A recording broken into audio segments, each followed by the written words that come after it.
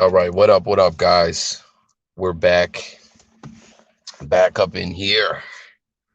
Um, you know, when I'm on the run and stuff, guys, to set it up this way sometimes takes time. You know what I'm saying? So I figured, a lot of times, boom, I can just click the button and go live that other way, like we just were live. But unfortunately, YT YouTube um has had a glitch that they didn't used to have for 6 months or whatever. It's been a minute now that you can't restart a stream. It didn't used to be like that, man. You used to have a stream cut out, you used to go back live. You were good money.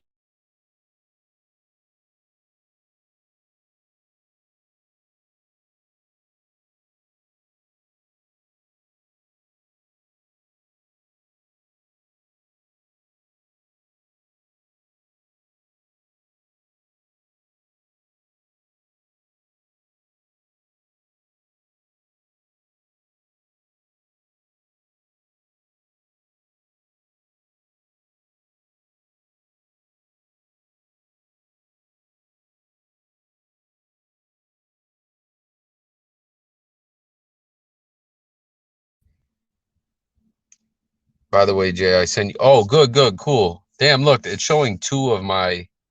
Do you guys see that? It's showing two Jay Coffee Talk avatars up here. What the hell? I miss you guys. Sorry about the lack of communication. I miss the family though. Love you guys. Oh, good to hear from you, man. Good to hear from you.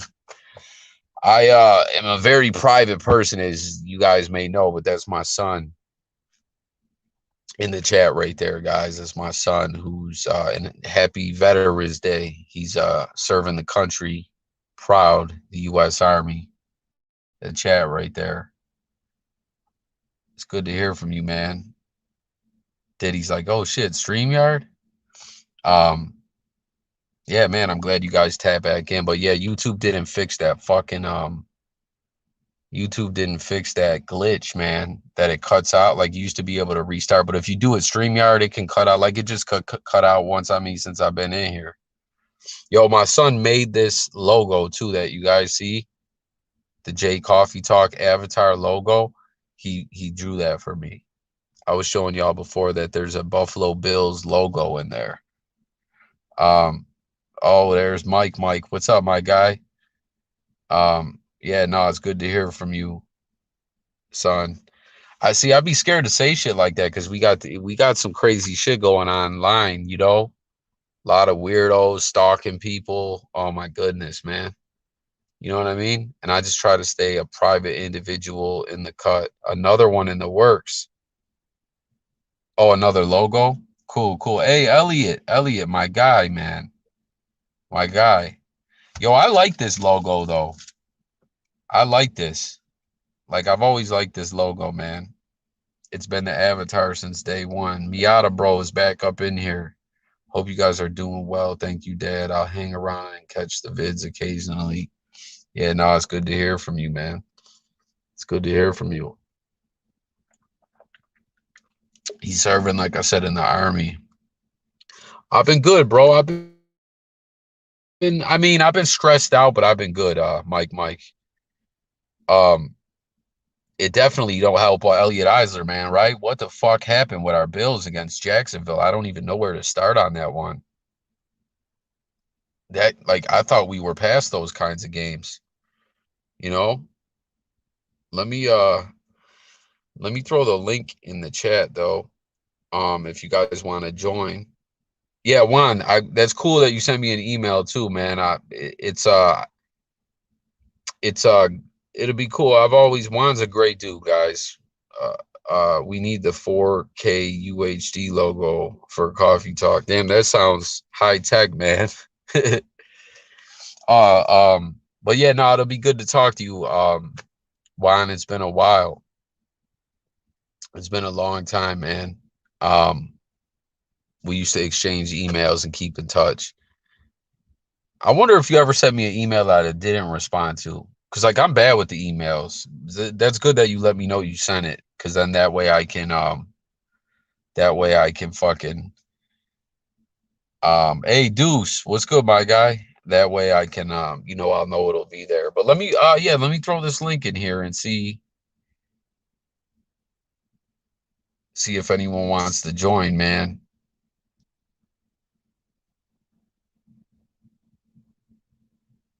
There's the, oh yeah, wasn't that crazy? It was showing two J Coffee Talk logos.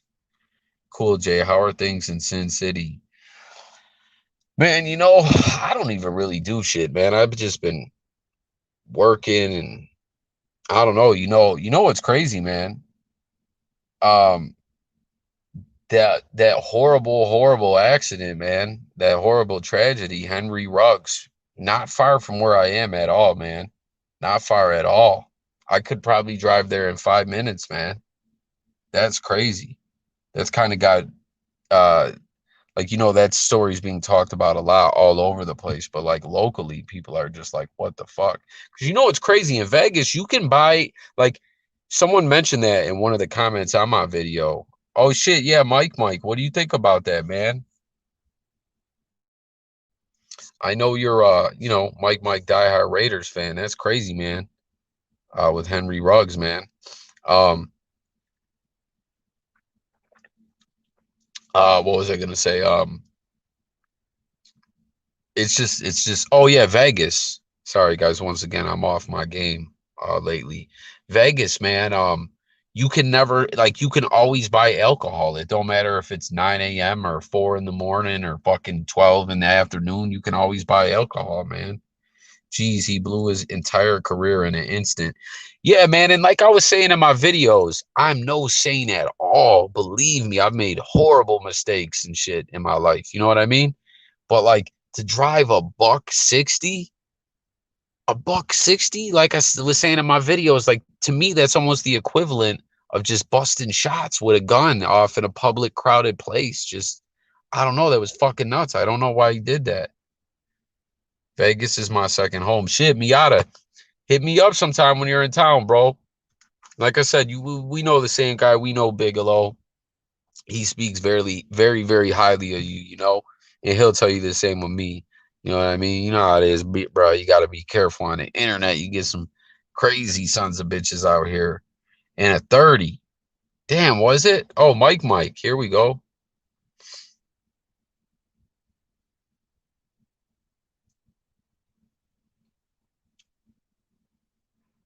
Did I get you, Mike? I hit to add you, Mike. Here, I'm gonna repost the link. I don't know what happened. Oh, and I don't know if you guys caught my recent video, man. Guys, I don't know why. I just watched this horror movie, right? And I'm not a big horror movie guy. And it freaked me the fuck out. Like, I can't get this creepy movie out of my head, man. Q Sticks in the chat. Man, hey, we're having a lot of people here. All right, let's see if it worked this time. There he is. What's good, my man? What's up with it, man? Hey, how you doing, man? I'm good. What's been up with it? Man, same old, you know, just taking it day by day, trying to make the most of it. Super Miata Bros, it's called Vivarium or Vivarium. I don't know if I'm pronouncing it correctly. It's a horror movie and it's like a psychological thriller. It fucked me up. I wish I didn't watch it. All right. It's a Hey, hey, it's a hey, weird hey, them, movie. hey, them, hey, them Ravens smashed the shit, and I mean, the Dolphins smashed the shit out the Ravens right tonight. Is the game over? I know we It's got just, a it's just it's ended. what was the final? I want 22-10. I want to say. Let me make sure though. I think it was 22-10.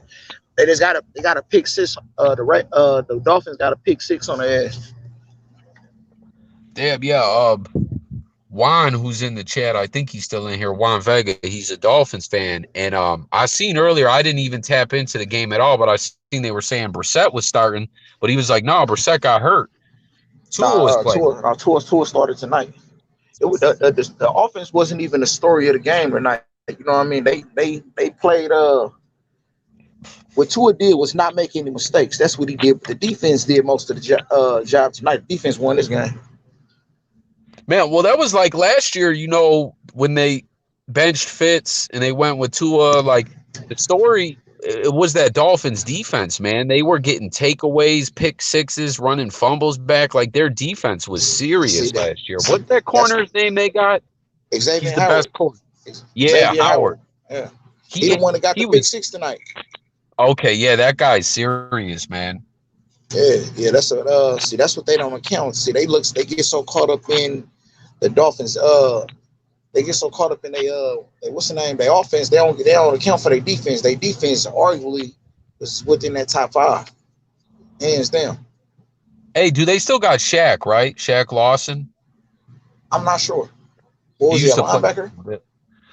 Yeah. Well, like like in the 3-4, where like sometimes linebackers will be edge rushers.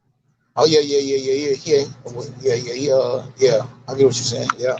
Yeah, he was a Bills. Like he was our first round pick, I want to say in 2013 The same thing Khalil or Mack was. 14. We Yeah, drafted yeah, he Khalil. came The out of Raiders Clemson. drafted Khalil. Yeah, he drafted Khalil. The Raiders drafted Khalil Mack as a linebacker, but they used him as a defensive end, and he just stuck at that DN spot. Man, he went to college in Buffalo. Right. And I like that year, man, everyone wanted us to take Mac. But yeah, I can't believe you guys traded him still, man. Couldn't afford him. Couldn't afford him, hands down. Couldn't afford him, man. You know what I mean? It was either break the bank paying Mac and have no money to build the rest of the team, or trade him. And I mean, it was more about the team than him. You know what I mean? That was a business decision. I don't like the deal. I don't like the fact that we lost him at all. You know what I'm saying? But I respect it. I understand why though. I mean, it ain't like, I mean, come on now, who want to give up that? But having said that, look what we got. Max Crosby is doing it better, if not the same as Khalil Mack is. You know what I'm saying? I mean, Max Crosby is handling this shit. You know what I mean? So I'm not mad at it. You know what I mean? We got some Yeah, good how value the for it in the NFL, long run, huh? you know, how pro sports, the money side of things, it is what it is, but you guys, man, hey, you got like my Bills, we were on fire. You know what I'm saying? We Right. beat KC, then we lose that game. We go for it against the Titans. Then we beat the Dolphins, and then now we lose. We lost to Jacksonville. It was fucking It's just embarrassing. it's just ironic that I'm speaking to you, right? But I didn't told somebody, like I said about 3 weeks ago, man. I think that the AFC Championship game is going to boil down to the Raiders and the Bills, man. I love to see that.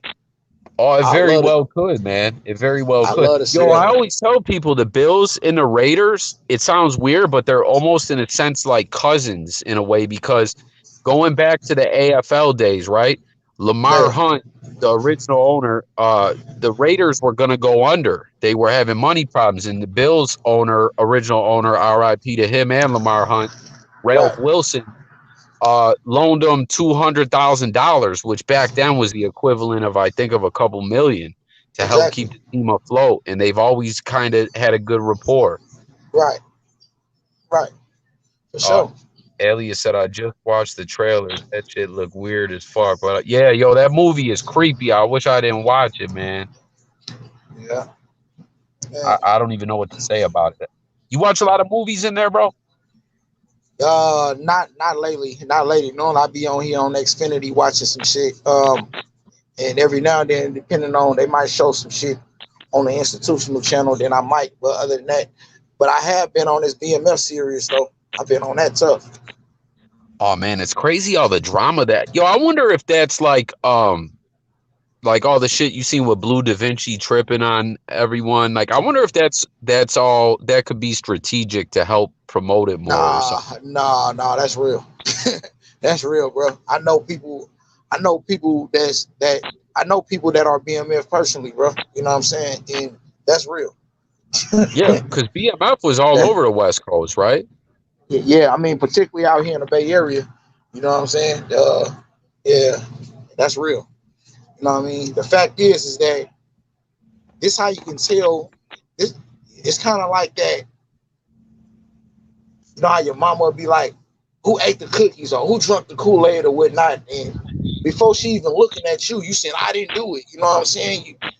I mean, if you think about their whole story way from back when they was the 50 boys, man, it's so much Right. history that occurred in BMF.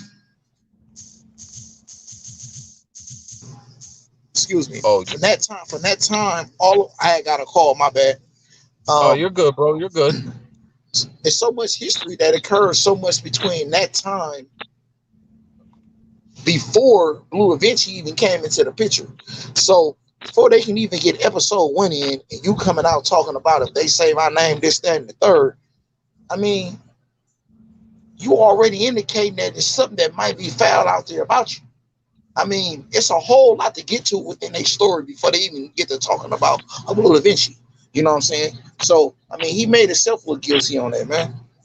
You know, I mean, and not only that, I mean, what about all these other motherfuckers? I mean, let's think about what he said, right? How he was popping it like this, that, and the third. If you say my name, this, that, and the third. Okay, Broadway T. I mean, Southwest T. Everybody came out. They said something about you. You talking about what they say about you inside of a motherfucking documentary on a TV show. What about what they saying about you in real life? You ain't pulling up on nobody is hollering about you in real life. You know what I'm saying? So, I mean, it's just, I mean, he making himself look bad. He should have just been quiet. Yeah, I remember hearing that years ago. They were saying stuff like that about him, but then it kind of faded away. And then, like you said, now he's the one that brought it back up with all this. Like he's the one, like no Right. one else was saying anything about it. They But wouldn't, I like mean, you most said, people wouldn't bro, even, that like you said, bro, that's what everyone like people making videos about it and stuff. They were like, "Yo, he should have chilled, man. That probably wouldn't be to season 3." You know what I mean? exactly. I think Southwest T said that. Or one Yeah. of them other dudes said that. But I mean, it's real as fuck though. It's hella true. I mean, it's hella shit that incurred in there before you was even a thought. What are you talking about? You know what I'm saying? So hell yeah. Yeah, it's wild. How many episodes in are they now? I watched like the Uh, first 2. I think it's 7 episodes in this season. No, I ain't seen episode 7 yet. I don't watch the first 6 though. Eminem about to make the white boy Rick.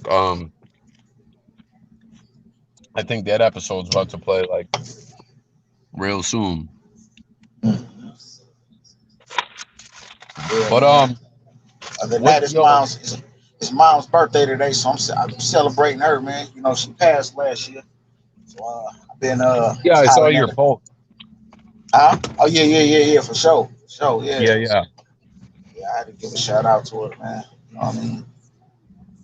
That was one of the realest people I've ever known, man. So hands down, that's my number one veteran.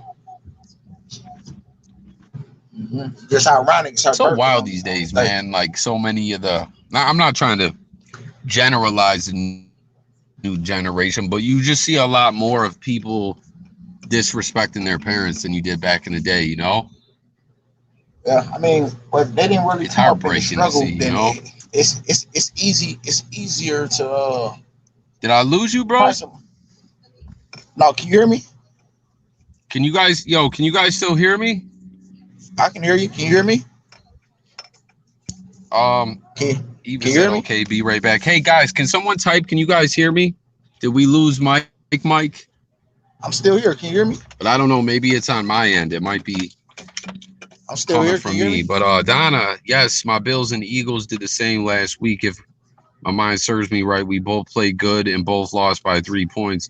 Donna, we lost by 3, but we played like absolute shit. We lost 9-6. It was pathetic, Donna. It was a bad game. It was embarrassing, man, to see my Bills go out like that. Yeah, the trailer doesn't really do it all justice. Let me re-put the link back in here, man. I don't know. Can someone let me know? Can you guys hear me? Like when I'm I'm still here. posting Can you hear me? stuff, like how I just posted that. Okay, Q Stick says he can hear me. Can y'all hear me Good, still? good. Can you hear Mike? Is he talking and I'm just not hearing it on my end? It's weird. It's still showing his avatar up there. You know what? He might have had to go quick because you guys No, know I'm still here. Mike is in a facility, you know. I hear you, Jay. What up? Hey, Thomas, what's good, man? The worst movie ever was The Exorcist. Donna, this movie, the Exorcist is scary. Sorry, guys. I'm eating Reese's Pieces. Sorry. Um,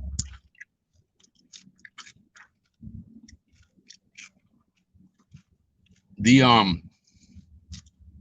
The Exorcist is scary, man.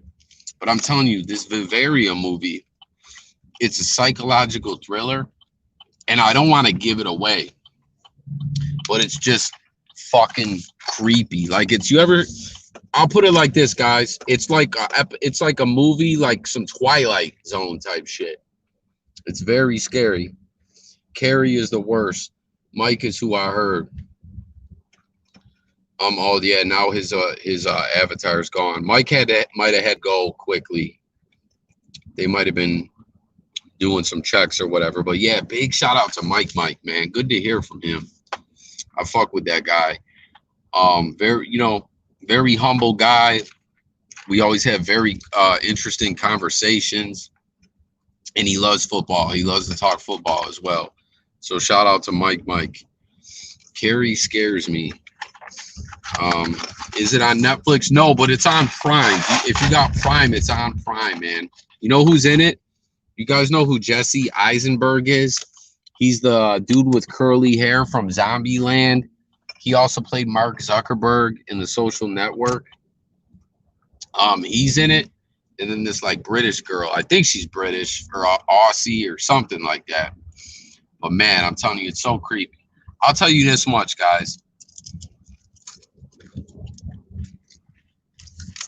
I'll tell you this much about it. So the girl's a school teacher.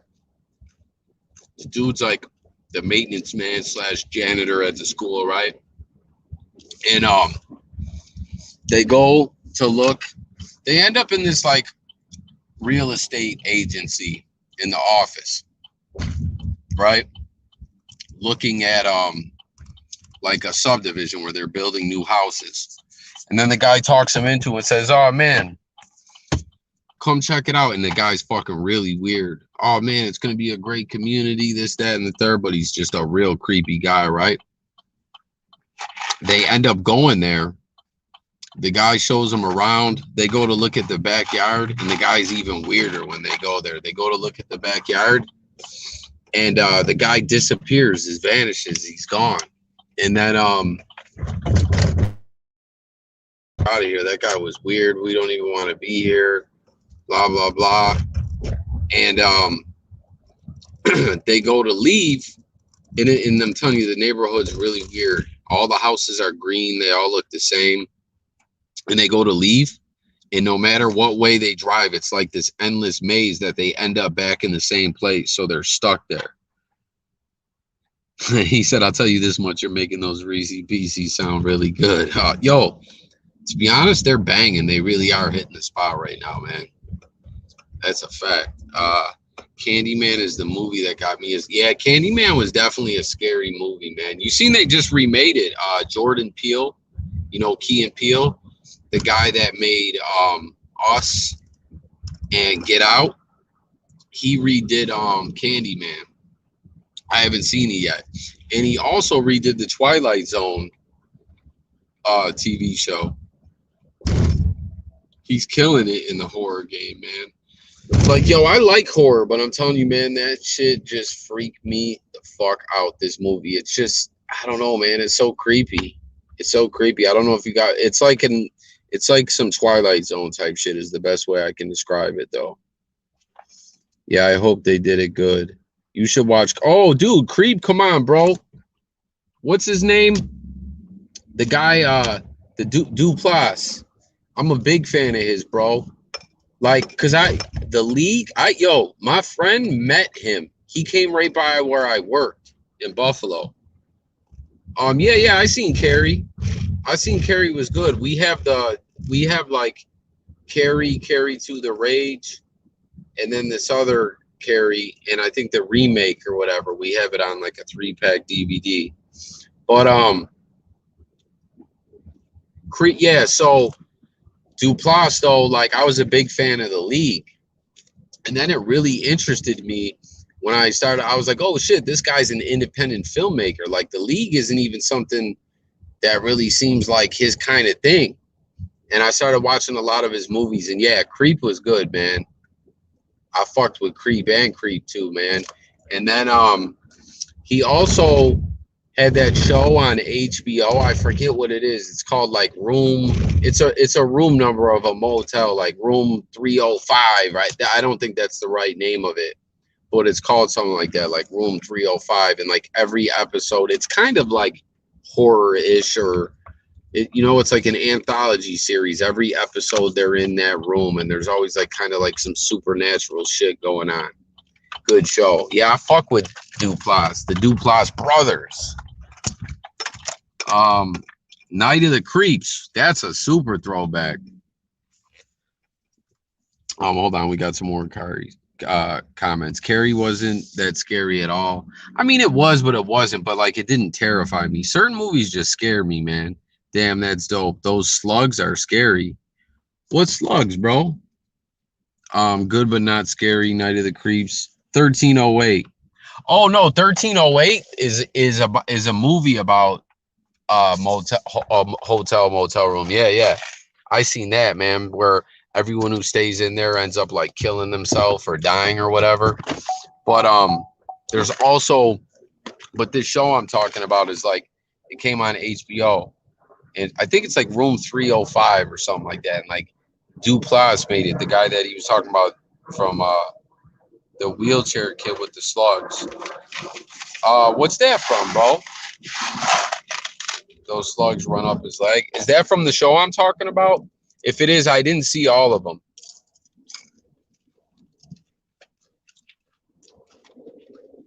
But yeah, man.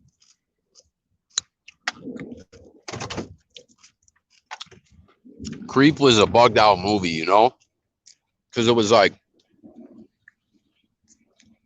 I don't know, it was scary, man. He'd get everyone from Craigslist to go to his room or to come meet him at that place. Night of the Creeps. Do you guys remember those shows though, or those movies like Creep Show, Tales from the Dark Side, Tales from the Crypt, where it was like an anthology thing with a bunch of different scary stories in it? Those were good too. Yo, I'm gonna throw the link back up here if anyone wants to just hop on and chop it up, talk about anything. Damn, my son dipped. I think Elliot Eisler dipped. I think Eva dipped. Or no, Eva said she'd be back. Diddy was in here. Elliot Eisler, I already said. I think Mike had to go. I think that's what happened with Mike. Thanks for the ride, lady.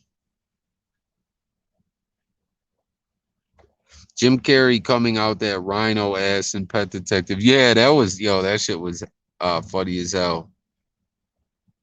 It wasn't scary, but I feel you. It was kind of creepy to see, right? Yo, they were using that for a lot of memes. Like, you guys ever see those things? It's like an app you can have where you can make like a meme. You take a picture and it'll put the person's face on the picture. They made people use that from Ace Ventura a lot on that, where like it'll be someone coming out of an ass. Air, I need air. Man, they need to make a new Ace Ventura. They need to make a new Ace Ventura for real, for real.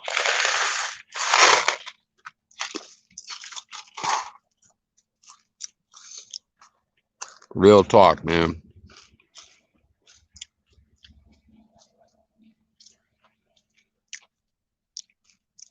Like, no bullshit. But bro, it would get canceled so fast. What do you mean? Oh, a new Ace Ventura? I don't know, would it? Einhorn Finkel Einhorn. Einhorn is Finkel. Is that what you're talking about? Remember the whole police, like the whole Miami police SWAT team, everyone was all like puking. The ED world is too sensitive now. Laugh my ass off. Yo, you know what's crazy? As a Buffalo Bills fan, the story of Ray Finkel, like that story is kind of similar to the Bills kicker who missed the kick versus the Giants. Scott Norwood. There's a movie called Buffalo 66 where Scott Norwood's in it and he owns a strip club and he's like a degenerate alcoholic drinking his life away because everyone hates him because he missed that kick. And this guy that gets out of prison is on a mission to kill him because he bet all his money on that game. It's hard to believe that people can be shamed for thinking something is funny. Yeah, when the guy's head explodes. Yeah, absolutely, Black Bigalow, for sure, my guy. Black Bigalow jumping on my live.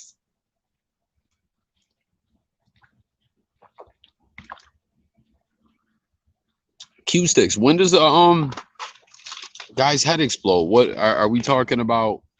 We're not talking about Ace Ventura, right?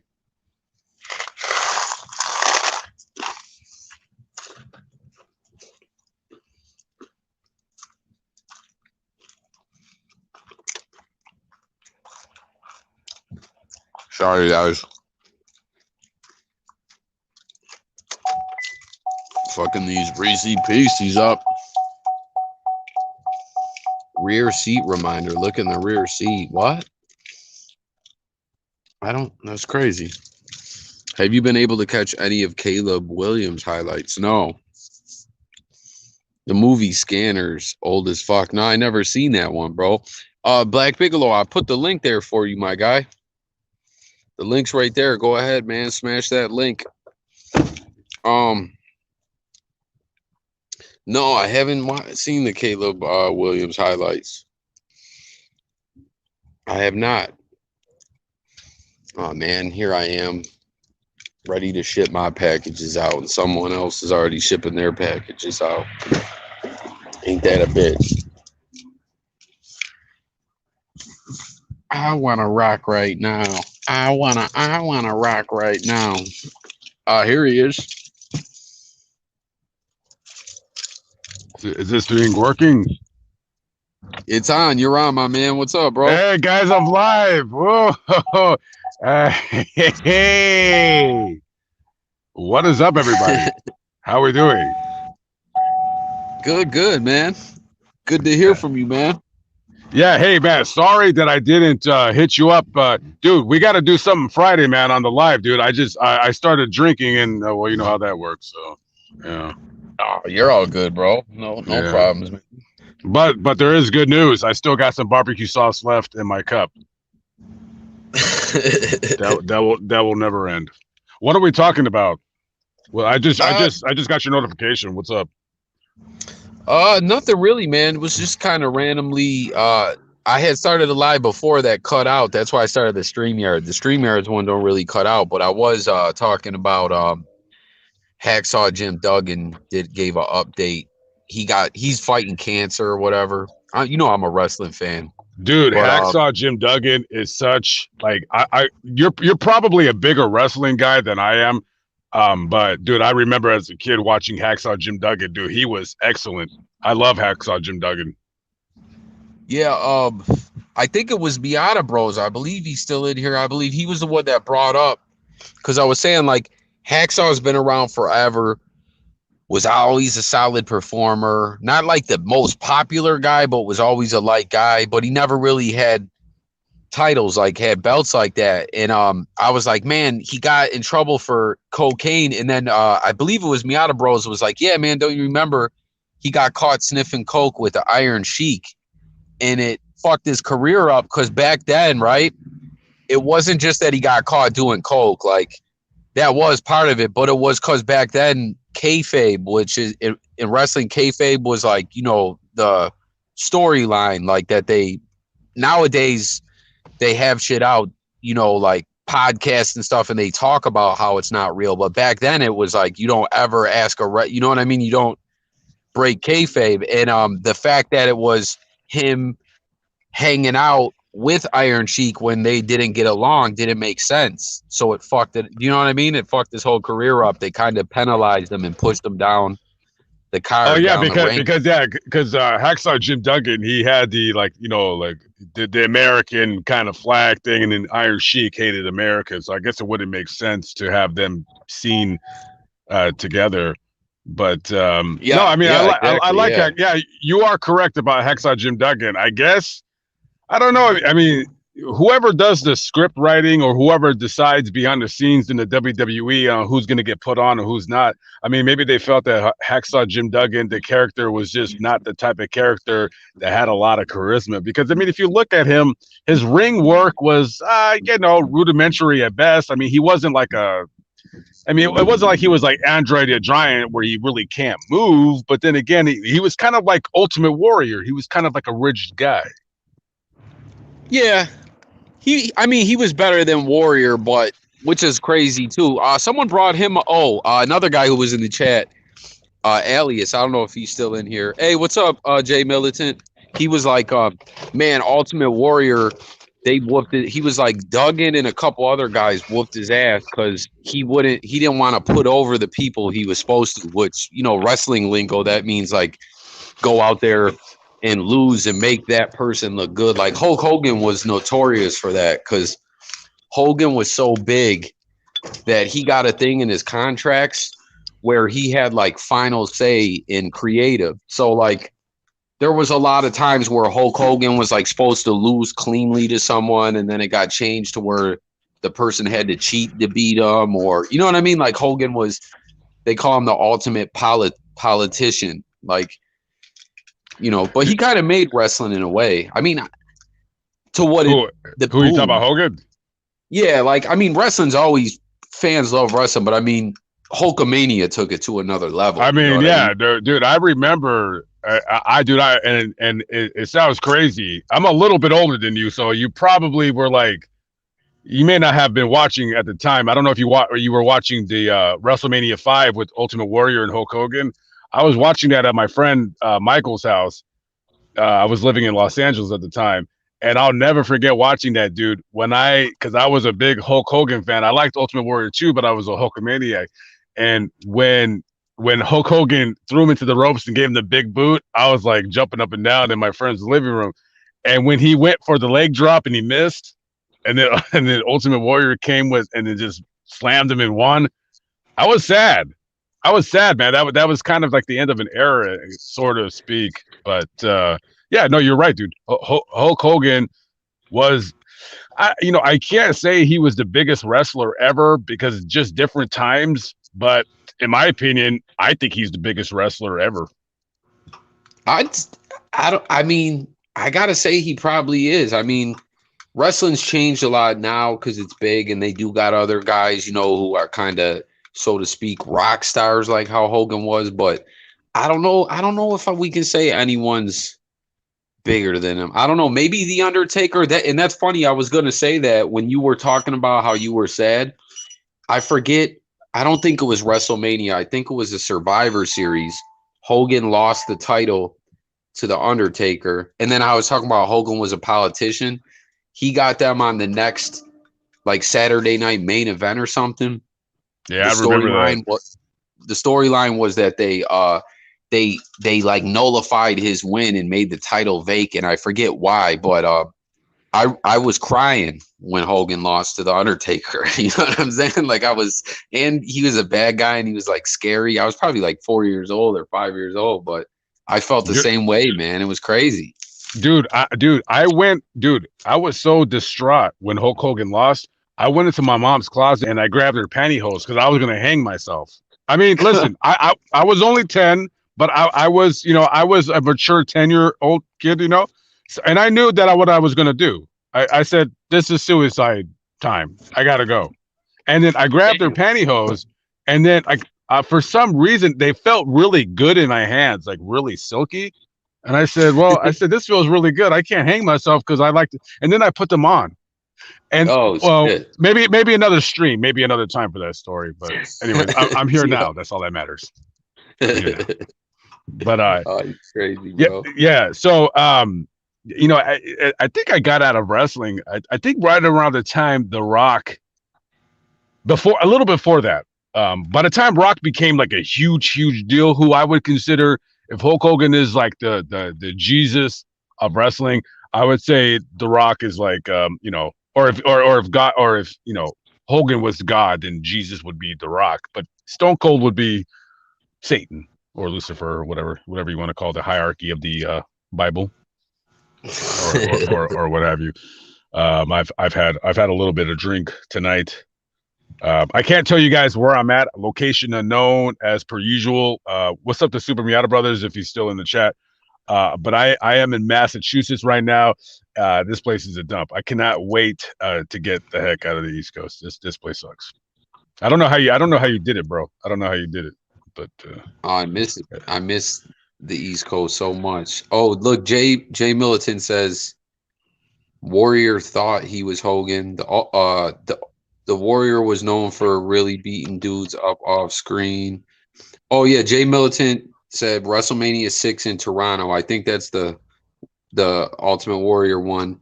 And then he says Survivor Series 91. That's when he lost to that I was talking about, when he lost it to The Undertaker, won it back at Tuesday in Texas. Yeah, Hogan was notorious for that, man. Like, they call him the ultimate politician. Like, oh, speaking of, listen to this, man. So that whole, what you're talking, WrestleMania 6 or whatever, the Ultimate Warrior one, right? Yeah. That was like one of the only times Hogan put someone over cleanly, where they just were the better man and beat him. So all those years later, I want to say it was like 97, 98, when the NWO thing was going on in WCW, when Hogan was a bad guy. They brought the Ultimate Warrior back and had him beat him at a WCW pay-per-view, Halloween Havoc. But it was like to get his revenge for losing that match. You know what I mean? Like, all those years later, they had WCW sign the Warrior to come in just to lose to Hogan. It was one of the worst matches ever, too. It was fucking terrible. I don't the only thing about the WCW and NWO, because I was still watching wrestling then, but I was slowly kind of like getting out of it. I remember when the Ultimate Warrior first like came into the ring, and he how Ultimate Warrior, and I'm sure a lot of wrestling fans already know this, that there's a script that you follow when you're into that. But a lot of times Ultimate Warrior would go off the script, and he would just start going, da, da, da, let the gods come down and the thunder, and and that was all off the top of his head. So he started doing that when he first got into the WCW, and I believe everybody was like looking around each other. They're like, what the hell is this guy doing? Like, he was going on, like he had that trench coat or something. I remember a long time, he had like his hair done, and he was like going on, and I guess he went on past the allotted time that he was allowed. So I only remember that Warrior with the WCW. I don't remember the match. The WCW at that time, in my opinion, was better than the WWF. But I guess what? Yeah, it was dope, man. Yeah, but the WWE, excuse me, not WWF. That's the World Wildlife Fund, who sued the WWE and won that name in the court. Didn't they get caught up doing some like child slavery or some kind of weirdo shit or something? Who's that? The World Wildlife Foundation. Do you remember something like that? Like, or someone they were like laundering money for some human trafficking or some crazy shit. Maybe that was just a conspiracy. I don't know. Dude, I mean, a lot of these, charities, yeah, dude, they're all like, a lot of them are fronts for like weirdos. Any charity you give your money to, it's you give $1 to any typical charity. At the end of the day, that charity is only the bigger the charity, the less they receive. You got charities that you give $1 to, they're only gonna see in terms of it actually going into what its intended purpose is like 25 or 30%. It's ridiculous, dude. It's all a charity is a jobs program for some scumbag and their dumb family members and friends. Yeah, there's always some dirt. Dude, oh yeah, dude, yeah, like don't and it's a shame, man, because there's actually some charities that I like, you know what I mean, that I feel passionate about. But you know, you can't give them any money because it's like, oh, I got to make $100,000 a year, and then their mom has to make $80,000 a year, and next thing you know, that little starving kid in Africa, I mean, yeah, he's still starving. Oh yeah, Starving all little those kid. were super scams, right? Like feed. Yeah, feed the They all children. get Oh yeah, dude, they suck, dude. I mean, you got, you know, and I feel bad for these kids because, you know, at one side of the spectrum, they're not asked to be born. So you see, like, you know, when I was a kid and I would see all these infomercials, you see like the black kid in Africa, he has like flies all over his face or whatever, and he's like, oh, please give money, you know, $20 a month. It's like, well, why aren't we teaching these people abstinence? And of course, abstinence doesn't work because we all get horny. So, all right, well, how about condom use?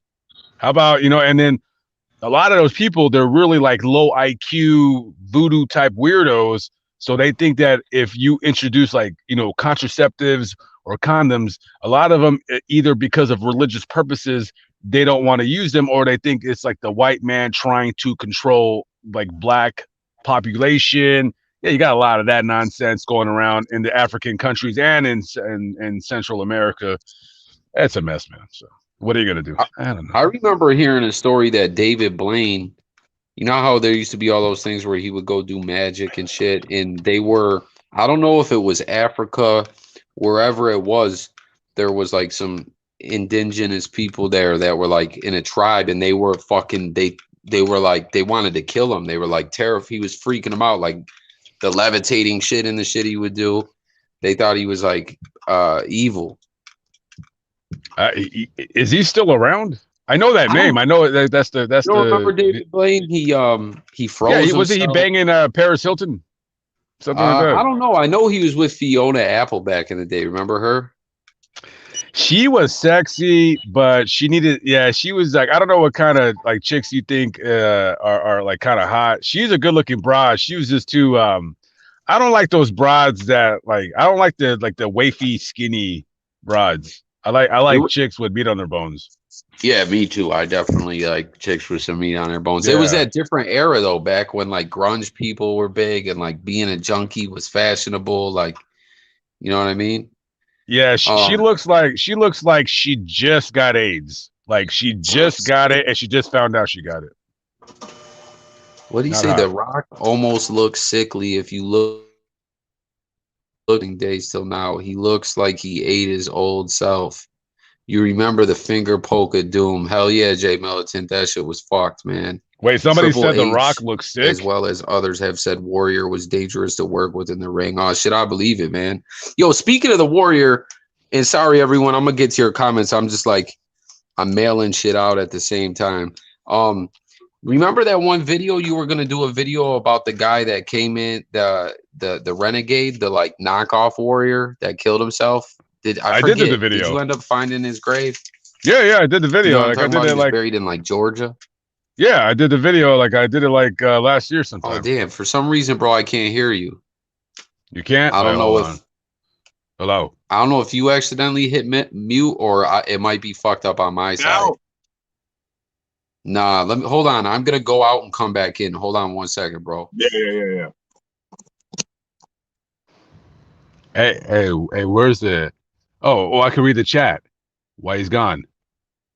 Where comments? Who's in here? She just quit shooting up. Yeah, AIDS. She looks like she has AIDS.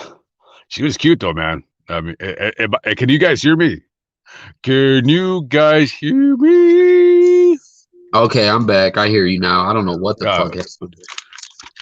Maybe you picked up a Wi-Fi or something. Maybe your Wi-Fi picked you up or something. I don't know.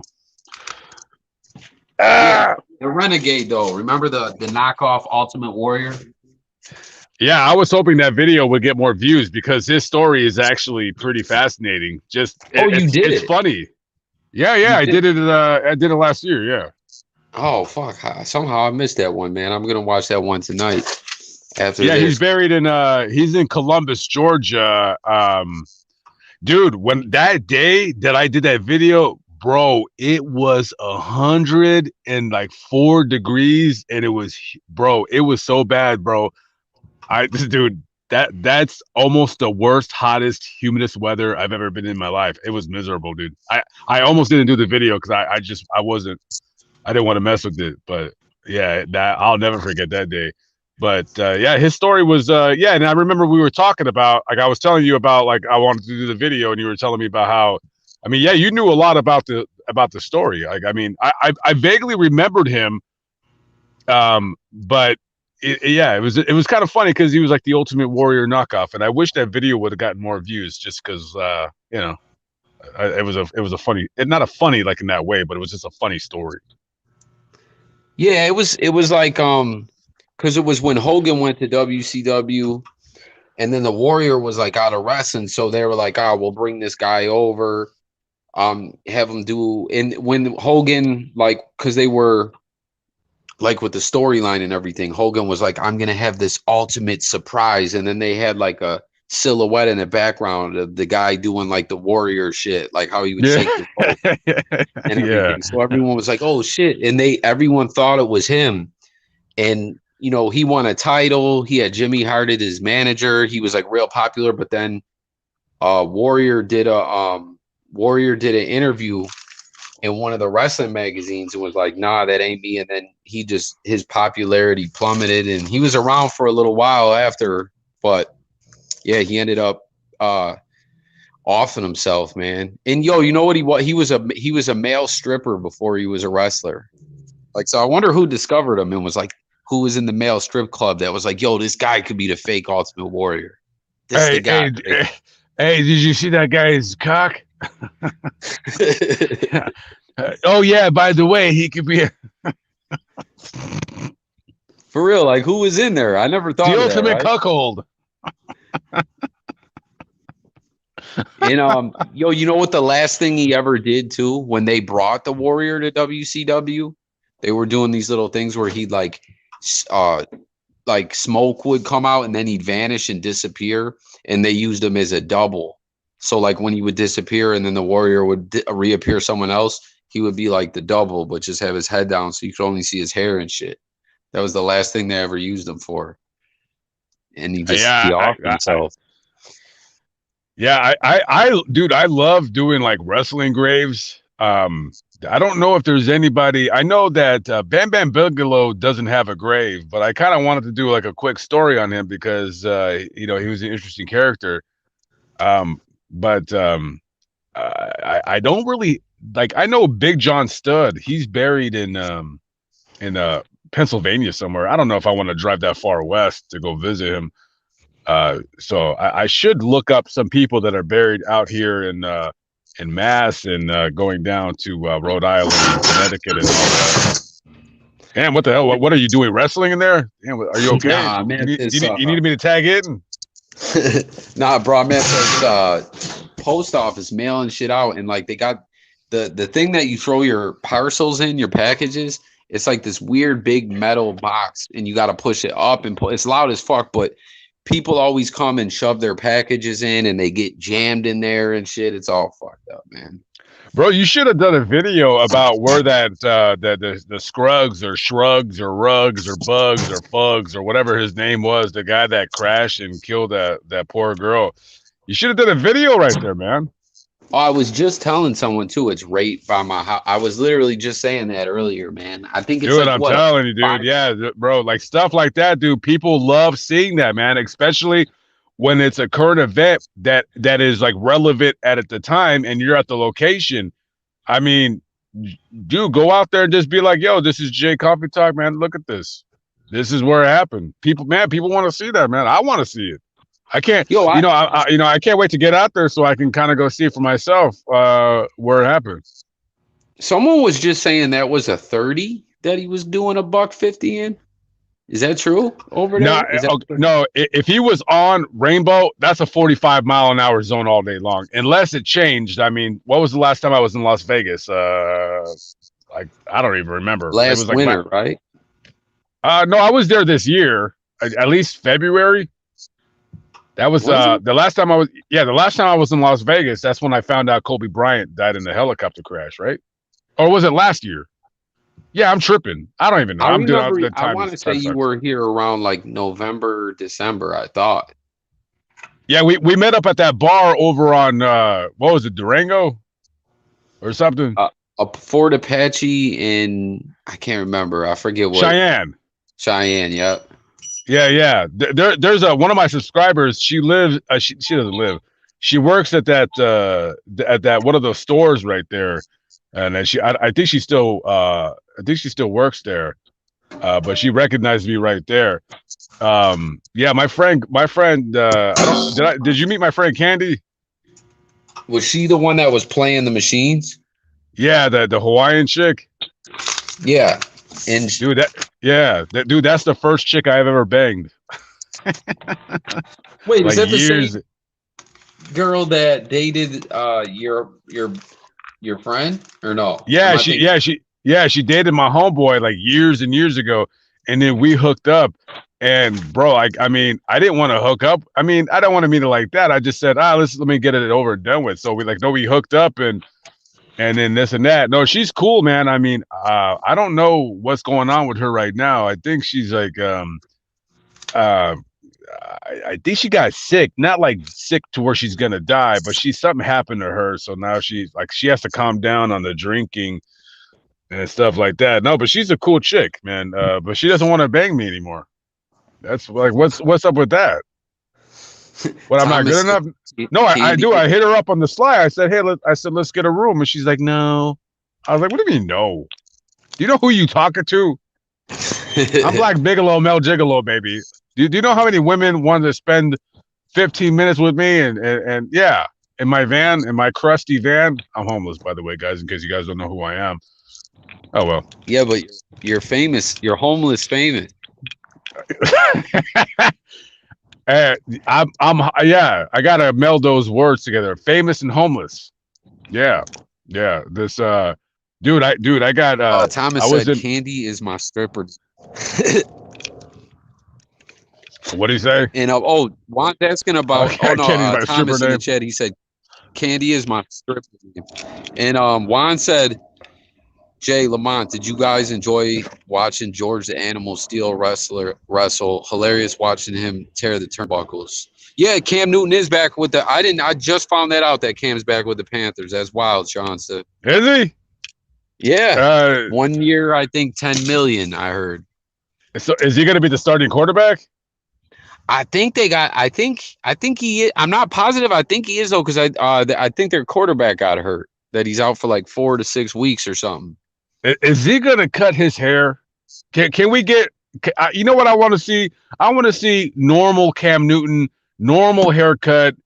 Try to feign interest in football, because we were talking off like on the phone about, because you know a lot more football than I do. But no, you said it correct.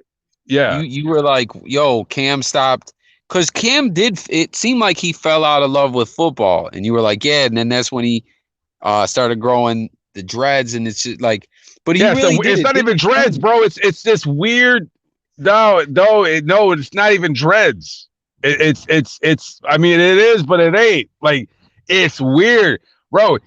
I mean, dude, he went to the Super Bowl. Okay, cool. All right, you got beat by a superior, team on the defensive end. Okay, that's fine. You come back and you regroup, and then you got this weirdo Cam Newton who's like a vegan, which is like weird, and then he grows this weird haircut, and like, dude, what happened to that guy? I mean, you know way more than I do. He's just like, I don't know. I don't know. It really did seem though like he fell out of love with football. A lot of people. Did you ever hear all the stuff about like do you ever see all the videos like the NFL is rigged, this, that, and the third, and Vegas's sports line is what really, like, there definitely has been some very weird shit that's happened, but like a lot of people that have these theories, they're like, oh, they got Cam Newton to fumble that ball. Like, I don't know if you remember in the Super Bowl, he fumbled the ball in the end zone. And, was that when they were like, wait, what? I don't even. I watched the game. I was in Las Vegas, but like weren't they down by like 10 or 8? I mean, it wasn't like they were going to come back and win, but they could have, if they scored a touchdown, they would have been like in the game, right? To be honest, I'm trying to remember. I can't remember that Super Bowl that well for some Yeah, reason. it's not that they got blown out, but I do remember. It wasn't a blowout. Yeah, no, the game could have been a little interesting, I believe, late when they scored. But whoever says like, oh yeah, they like somebody paid him to fumble the ball. I do not believe in any what if baseball or basketball, football, hockey, whatever. I don't believe any athlete is I don't believe you're able to bribe them because even the competitive nature in which sports and guys are partaking in it, they can't, like, you can't pay just, oh, here's $5 million, fumble, like, miss this free throw. Like, I don't believe in any of that. I mean, I think your analysis of like that, he just doesn't care anymore. He does not care.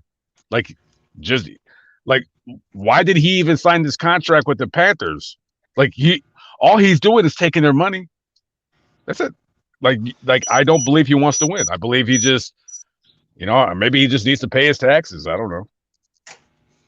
Well, there is a couple guys, I forget, like in baseball, if someone's in here, they'll remember. There has been a couple situations where people did actually get caught taking payoffs. It happens more in college than ever it's happened in pro sports, but not a lot. But in college, like if you remember the guy, what's his name, from Goodfellas, like the real guy, Henry Hill. He had some guys that they were shaving points in games and stuff like that.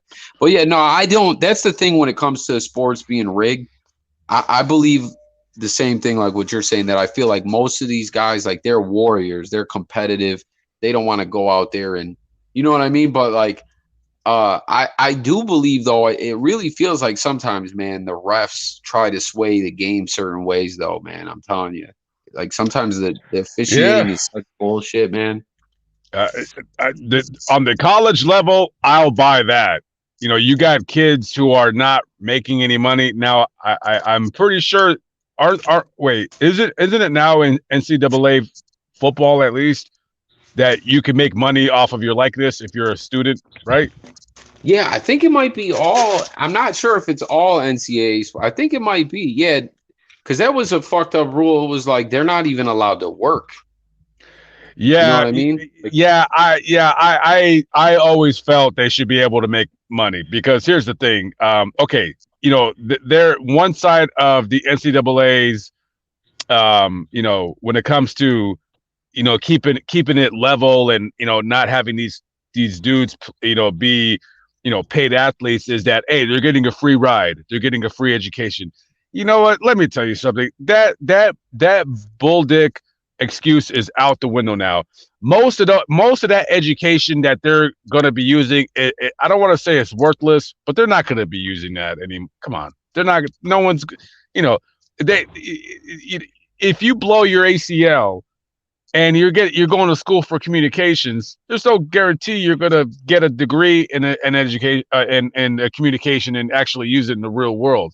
I think that, listen, if you're a standout athlete, if you run really fast or you can jump really, really, far or whatever, whether you're a man or a woman, who cares? You should be able to make a couple bucks off of your name. And I was always against that rule. And I'm glad now that, because yeah, oh, we're giving them a free education. Dude, they're making you billions of dollars a year. Get out of here. Oh yeah, man. The TV contracts and all that. Oh my goodness. Oh, they're insane. Yeah, it's nuts. Yeah, I never thought that was right neither, man. And you seen the way it happened, right? Because that one kid had a monetized YouTube channel, that kicker, and they told him, man, you got to get, and he was like, no. And it was like the catalyst to get everything moving. I didn't know that. Wait, a kicker had a YouTube channel. What would he do? To be honest, I don't know that I ever watched it, but it wasn't even like a big channel neither. I want to say he only had like 4,000 subscribers or something like that. And, so he was making money off this channel?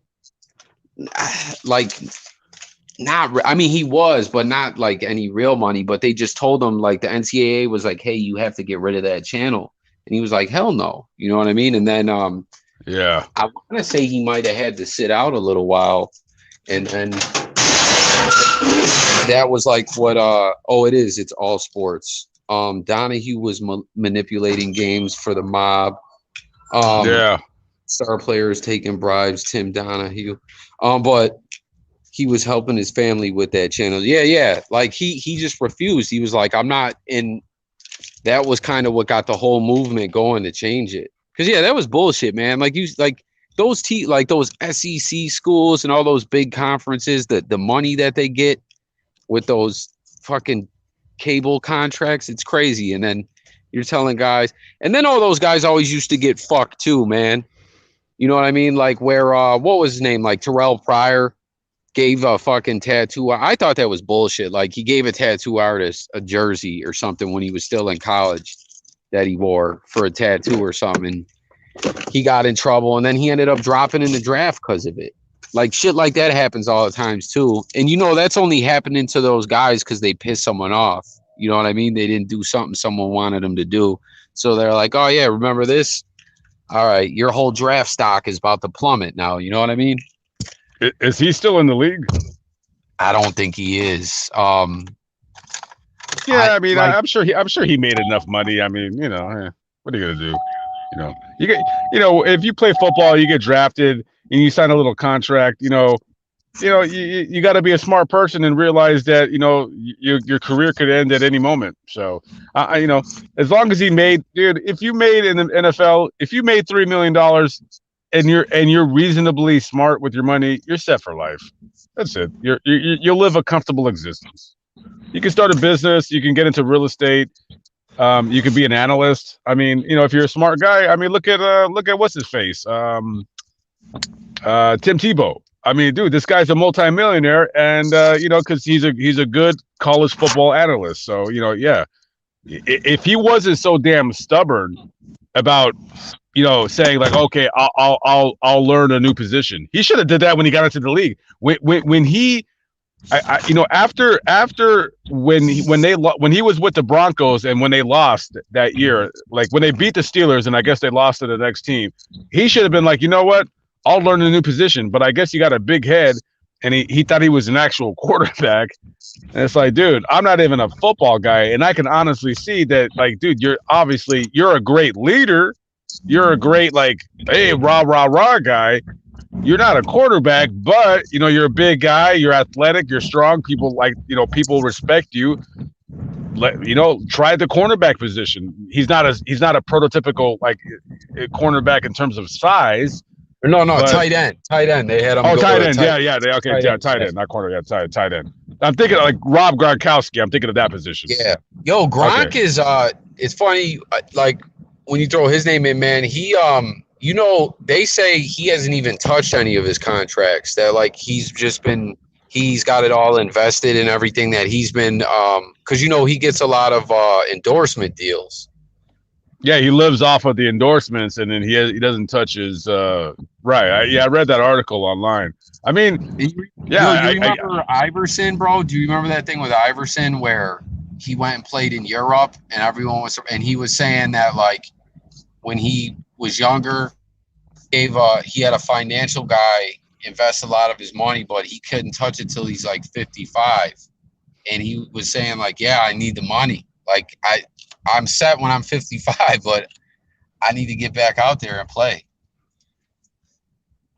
I know that there is a contract that he has, right? Yeah. Yeah, no, you're correct. I forgot exactly where the money comes from. I don't know if it's like from a shoe deal. I don't even know who set it up, but whoever set that up, man, he better thank their luck. See, because Allen Iverson, what is he, like a little bit older than me? Is he in his mid-40s now? He can't be that much.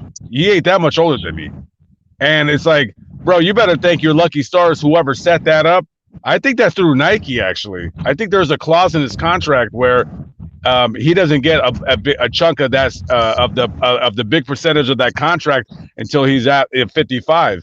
Because a lot of these NBA players, people don't realize, okay, you signed an $80 million contract, But yeah, I got cousins, I got brothers and sisters, aunts, uncles, everybody's coming out of the woodwork. Oh, hey, remember me? I'm your second cousin twice removed.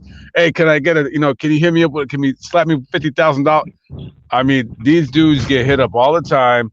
And next thing you know, they're on TNT talk about, oh, I'm broke. And I mean, it appears that's what happened to Allen Iverson, which is a damn shame because, if he would have just accepted a role later on in his career as a six man, he could have played. I mean, damn, he could have been playing well into like 4 or 5 years ago. I mean, maybe he would have learned to be a 3-point shooter. And when he was with Memphis, that's like the last team I remember him being on. He was still a good player. He just would not accept to like come off the bench. It was pride that ruined his career. It's like, bro, you're not as quick as you were 10 years ago, but you're still a great ball handler and you can still be a great facilitator. But you got to realize you're not who you think you were back in 2002. It's 2012. The game has changed, and he just, he reminds me, who's going to go out like that? Russell Westbrook. He's going to go out exactly like that. He's like, he thinks he's the man. It's like, no, bro, you're not.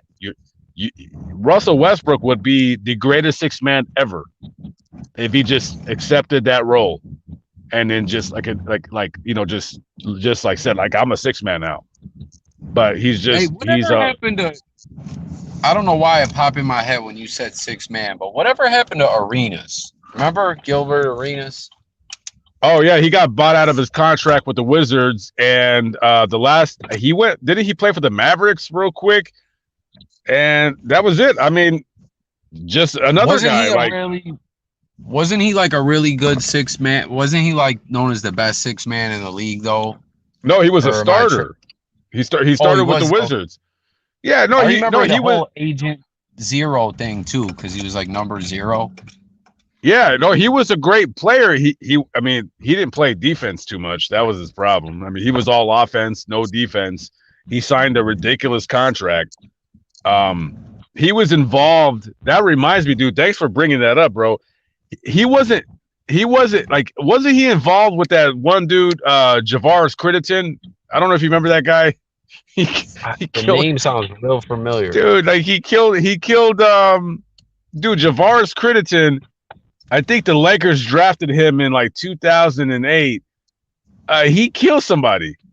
Like I don't even know what happened to him. Dude, he killed somebody.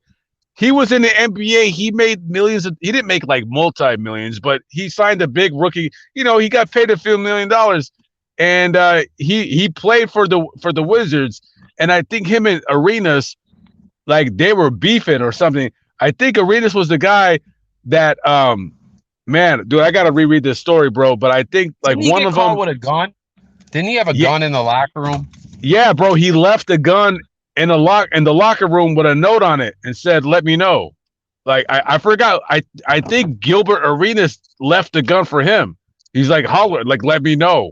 And it's funny because this guy actually, I think he killed his didn't he kill his baby mom or something? Like he's a psycho. Like I remember it, but I don't. Oh, dude, I gotta go do a vlog about it because I totally forgot about it. You just totally reminded me about the whole that scenario, that is what destroyed the Wizards, that team. Because I mean, they didn't have they had a good team. They weren't going to win any championships, but they had Gilbert Arenas. They had I forgot his name. Arenas. Who was the other guy? Wasn't it Bradley Beal? Or I'm probably wrong. I don't. No, I think it was Bradley Beal. Because it was Gilbert Arenas, Bradley Beal, I think. And then the Cavaliers, they smoked them a couple years, but no, they had a solid team. And then when all that happened after that gun thing, bro, like that ruined the team. And then Arenas got hurt. No, yeah. Who was it was Gilbert Arenas and John Wall. Yeah, it was them two together, I believe, and then John Wall, dude. Brenneman just wrote Antoine Jameson. Yeah. Antoine Jameson, yeah. And then Yeah, Shanta said pulled a gun, got charged with it. Brenneman says Crittenden only got 23 years for killing her. Shanta said Russell Westbrook is kind of like an Odell Beckham to a team chemistry. Iverson is 46. Gilbert Arenas' body fell apart. Damn. Westbrook bricks more than usual. Someone else said AI is 56, but I think he corrected it and put 46. That seems right. 46, and Westbrook, man. Dude, his only problem, well, that's a big problem, other than he can't shoot, is that the NBA is so 3-point happy now. I believe they've relaxed on like all the 3-point attempts from like a couple of years ago. But dude, Russell Westbrook is he's not a dude. His game is mid range. That's his game. His game is athleticism, which is he's not as athletic as he was in 2012 and 2013, obviously. And hey, shoot from 15 feet. Okay, he if he pulls up from 14, 15 feet, the defender will keep on him. Dude, if he's like 20 feet out, the defender's going to be like, maybe, go ahead, shoot it. That's how he is. And, the Lakers, and if nobody knows, I hate LeBron James. I cannot wait for him to get off the Lakers. I have not rooted for the Lakers ever since he joined the team with that fake ass championship that COVID championship. As soon as LeBron James is gone, hey, I'm back on it. Dude, I can't stand that dude. Dog. Dude. I'm not gonna say he's a bum. No, none of that. I just don't like the stuff he does off the court. I don't like none of it. I think I just think he's not a bright guy. Basketball fundamentals IQ, one of the smartest basketball players of all time. Just social issues. I think he's just a blockhead, and and the Westbrook was a horrible move for the Lakers. I like Westbrook. I like him, but not on my team. Not on the Lakers. No, bro. Go somewhere else. Like if you don't want to be a sixth man, go somewhere else, because it's just not going to work. The Lakers will not win a championship with Russell Westbrook on the team. They should have just did what they were talking about before, and that signed Buddy Hield. Okay, yeah, he's not a sexy signing per se, but Buddy Hield is a solid player. I like Buddy Hield. He's a solid player. But no, they want to go after. Dude, the Lakers are ridiculous.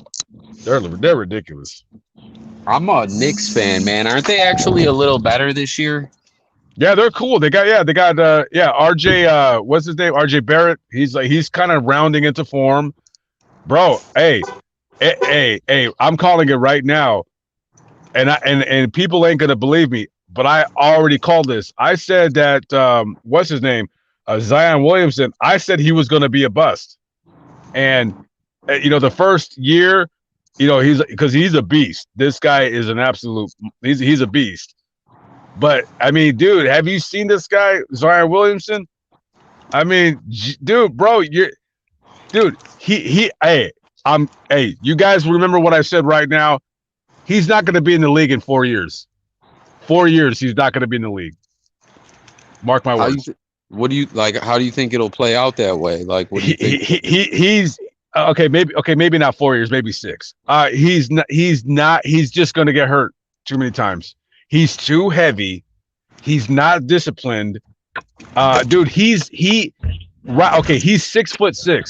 or maybe 6'7". I think he's 6'5". I mean, they claim he's like 6'6". I don't know, bro. He doesn't look 6'6".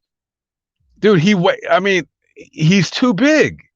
Dude, Sean Kemp was 6'10" and 240.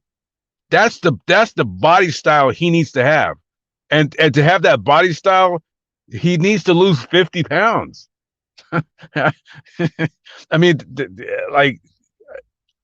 why aren't they doing that with him now? and then he had surgery on his foot, and like he's doing like warm-ups, he looks like a linebacker. And that's fine if you're playing football. If you think you're going to play in the NBA, and hey, okay, you could jump out the gym, you could bully people because you got a low center of gravity, so you could just throw that shoulder and just bounce people out. Yeah, but your foot, you've already had surgery on your foot. You're like that's it. Like you can't run up and down the court for 35 minutes a game with that on that foot, because the foot is what you're standing on, is the foundation of your frame. That's not going to work for you. He's going to get hurt. Look, he's going to break his foot again. He's going to have his foot like Yao Ming. It's going to be foot problems. He's going to be bounced out of the league. That's it. Like just feet. Now, if he loses weight, then that's a different story. But he needs to take 2 years. Give himself 2 years. Every season, lose 20 pounds. Do it 2 years in a row. He'll be fine. I remember, like, I don't know NBA as good as you. Like how I was saying, like I'm a Knicks fan, but I had to ask you how they're doing. But I remember when the draft happened. Remember, like everyone thought the Knicks were for sure going to get that number 1 pick in the lottery. Yeah, and it didn't work out. Everyone was going nuts. No, but they got RJ Barrett. RJ Barrett, you know, because dude, everybody when because Zion Williamson was so like coveted. You know, they think that the rookie guy is going to be some like the return of LeBron James part 2. That's not how it works, man. Some rookies take time to round to form. RJ Barrett is going to be a solid player. He's going to be like what's that guy from the Bucks? What's the guy? I don't freaking know his name. He's going to be like that. He's going to be a good solid player. He's going to make $100 million. He'll be a star. He just won't be a superstar. But no, the Knicks, they got Julius Randle. I like him. He's like a mini Zach Randolph type player. Not as physical as Randolph, but you know, he's a solid player. They got RJ Barrett. Who else is on the damn Knicks? I don't freaking know. Hey, bye Donna and Thomas. See y'all later. Bro, what happened with Porzingis after he got traded? I remember I was like, when that happened, I was like, what the fuck, man? Because I was all about Porzingis, and then it didn't work out. Yeah, he got traded to the Mavericks. I mean, Porzingis is he just, you know, the problem with him on the Mavericks is he doesn't fit very well next to Luka, because I don't want to say they're both the same player, but they kind of are. They kind of are the same player. Like Porzingis is best on a team. You know, it's kind of funny, like, because this guy is like, you know, he's a big guy. He can shoot really well. On the Mavericks, you already have a guy who can shoot very well in Luka Doncic. So he's kind of like a poor man's Luka Doncic. And I mean, what do you do with that? I mean, they signed him to a big contract in hopes of like him and Luka will meld together. And it's not that Porzingis or Luka is bad. They're not a good fit together. They're kind of, not that they're oil and water, but they're kind of the same person, but Luka's just quite a bit better than Porzingis. I mean, dude, Luka's a beast. I mean, Luka is going to win a championship sometime down the road. I don't know if it's going to be in Dallas, but he is going to win somewhere. And I mean, he's an excellent shooter. You know, if I were him, I would lose a little bit of weight. I think he's a little pudgy. Look at me talking shit, and I'm fat, drinking alcohol. I'm such a slob, but no, this guy, he needs to get into better shape. Like, that's the only thing I can, you know, just me looking at him, I'm like, dude, if you lost like 10 pounds, and which matters, and you kind of got more cut, but then again, I think because of his bulk, he has more size, so he can get in and rebound and bang with people. So maybe I don't know what the hell I'm talking about. Other than that, bro, I've always said this. I said, you know, because the NBA, and I will say this, the NBA is better when there's a good white player playing. That's just is what it is.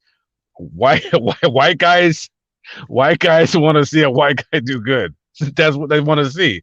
And Luke is not really that American white guy, but he's a European white guy. And white guys by average, they're not going to be as athletic, but they can make up for it with just kind of like footwork and just in shooting.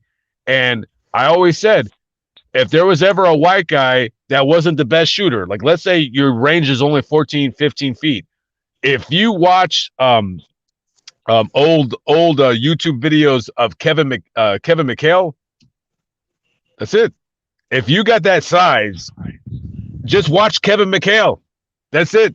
You will be in the NBA. Just copy him. Like Kevin McHale was like not athletic. He was not very fast.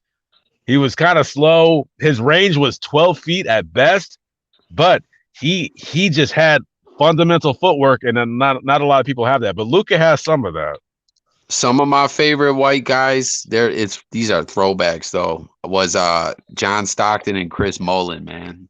I remember I had them on the starting lineups to the Dream Team. Oh, dude, John Stockton was a beast. Yeah. Not a lot of people know this, but no, Stockton played in the NBA up until he was about 41 years old, 42, and I see a lot of people like when they see like white guys, they're just like, because okay, if you're a 6-foot white guy, oh, you can't dunk a basketball, oh, you suck. No, dude, John Stockton was a physical beast. He's I mean, what do you want from him? He's 6 foot tall, but he was strong as hell. He was very athletic, and he had a great handle. Exactly. And my only knock on John Stockton was that he didn't shoot enough, because he was a good shooter. But his thing was getting the team involved. So you're not going to see John Stockton, scoring 26 points a game. I think his career average, I'd be surprised if it was more than 18 points a game. But I mean, dude, he was very strong. He was a strong dude, and he never really got hurt because he was in shape. What do you think of this statement, bro? One of the biggest busts, like, lived nowhere near up to the expectations. I don't know, for a white guy that was like a huge hype behind him. Remember Christian Laettner? I think that he gets more heat than he deserves, because when you the problem with him is when he hit that last shot for Duke, and then he was a beast of a college basketball player. Stepped on the guy's ankle or whatever too. You remember that? He stomped on the guys in the same game. No, I don't know. All I remember is he did that little turn, like he did that pivot, turn around, and hit that 14-foot jump shot. That's all I remember. Oh, Johnston says Jay Williams, white chocolate. I remember him from Sacramento, right? I was actually going to mention him. And Donna says, damn, like, how can we not mention Larry Bird? Hey, what up, Lonnie? Okay. I'll get to Larry Bird, definitely. Christian Laettner, he had a great career. I mean, I think people wanted Christian Laettner to be like, they wanted him to be like, like a Larry Bird, a great white hype, you know what I mean? And, okay, so he didn't live up to that, but he still played in the NBA for about 12 or 13 years. He was on the Dream Team, so that kind of, over-exacerbated his promise. Yeah, weren't him and Shaq like alternates? I have no idea. Did he didn't play center? Was he that big? I thought he was like a power forward. Yeah, I don't know. No, I'm saying I thought he was a power alternate. Like, oh, I don't remember. Like when I'm saying alternate, it's like extra guy. Oh well, definitely Christian Laettner. The Dream Team was like what? It was like Bird, Pippen, Jordan. Oh, it was like Bird, Magic. Yeah. I mean, he might have been, Stockton. Was Malone, David Robinson, Clyde the Glide Drexler, I think. I think they were. I mean, I think they were all in the rotation. I think Christian Laettner was this kind of like hey, come on, you can come on, buddy. Come on, buddy. He was one of those guys. I don't know about Shaq, but Christian Laettner had a solid career. Like when people say like, "Oh, Christian Laettner was a bum," well, I mean, no, he wasn't because he made millions of dollars and you didn't. Like you didn't play in the NBA. I didn't play in the NBA. He just, he wasn't. I Well, it thought was like personally he that was good. college game is like one of the biggest moments ever in the Final Four, right? Like, isn't that like a legendary moment, that game? And then, you know what I mean? They expected him to be like you said, he had longevity, played a long time, but like he wasn't this huge name, like, right? Yeah, yeah, no, I mean, no, he wasn't, but he still did very well, and I think that's like I think that's part of the whole mystique of Larry Bird is that we're still waiting for our Larry Bird, and a European player like Dirk Nowitzki or Luka Doncic is not going to do. We're still waiting for the second coming of Larry Bird, and I think this sounds crazy. Um, I only got to watch Larry Bird play towards the tail end of his career. The only Larry Bird I remember watching as a kid when I would watch like NBA on NBC with Bob Costas and what's that one weirdo guy with the toupee? Hey, Marv Albert, biting women and biting nipples, and he was a freak. I love that guy though.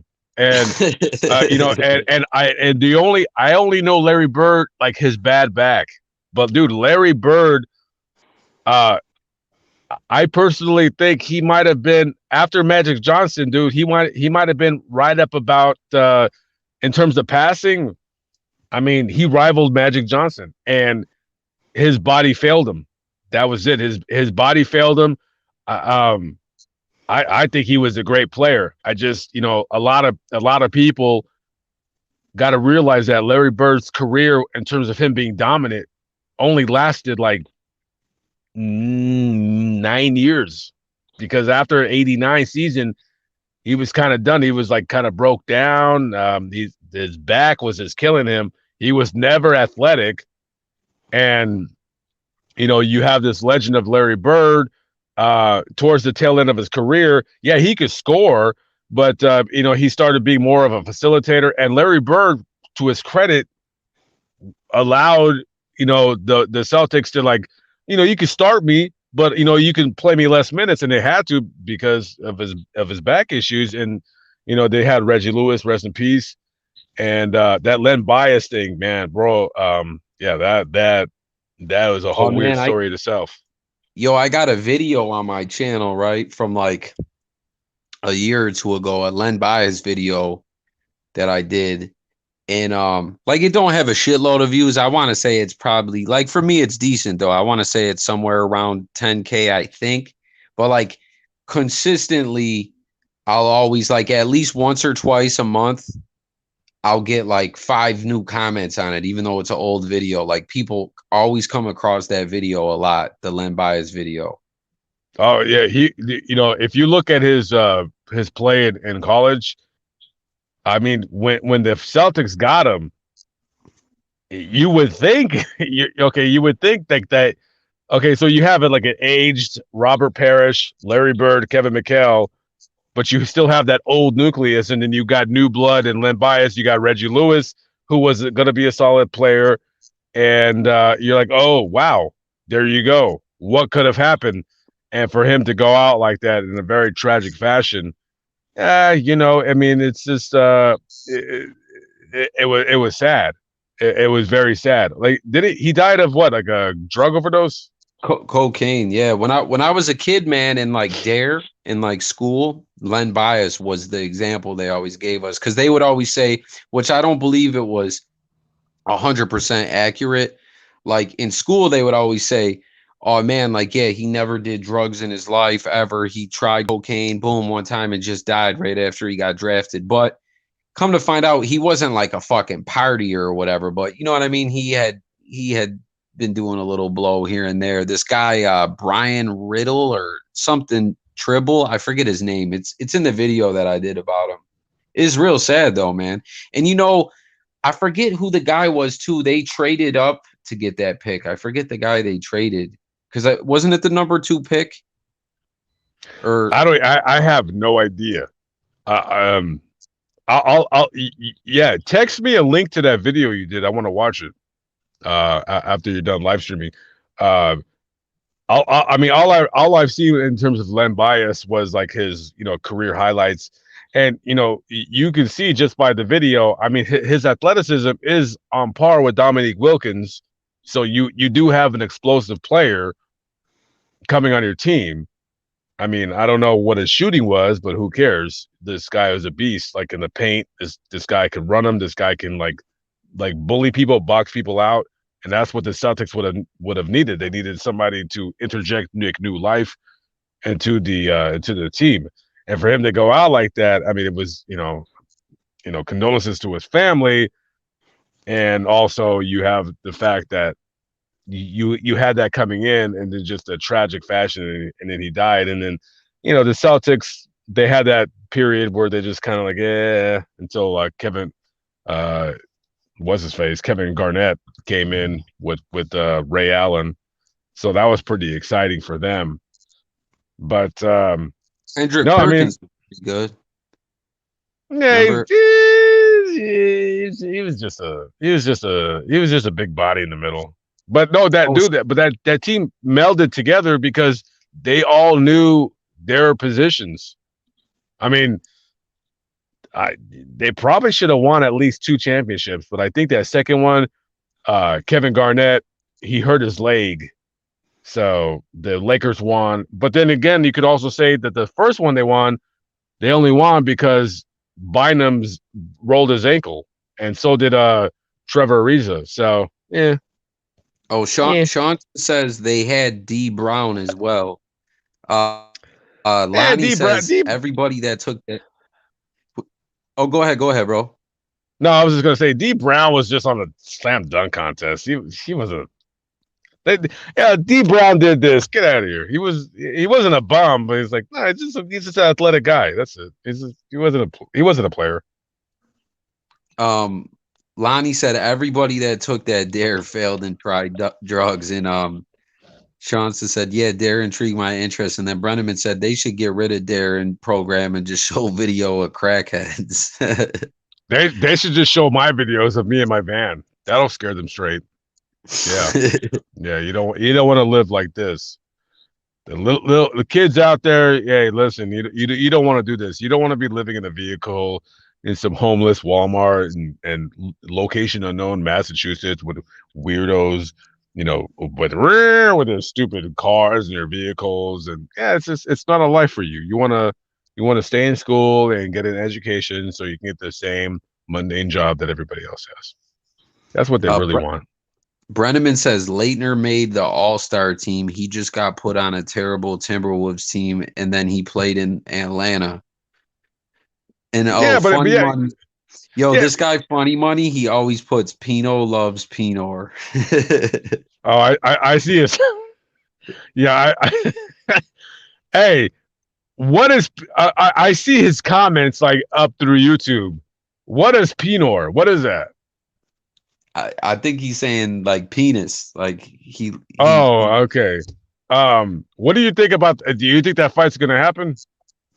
I think it is, man. And I was saying, man, I want Milk to win, but honestly, I don't know why. I feel like Pino will win. But if I was Milk, I was saying right now, I'd stop smoking cigarettes. Like, you don't got to go crazy with the cardio, but I, you know what I mean? I jog like twice a day.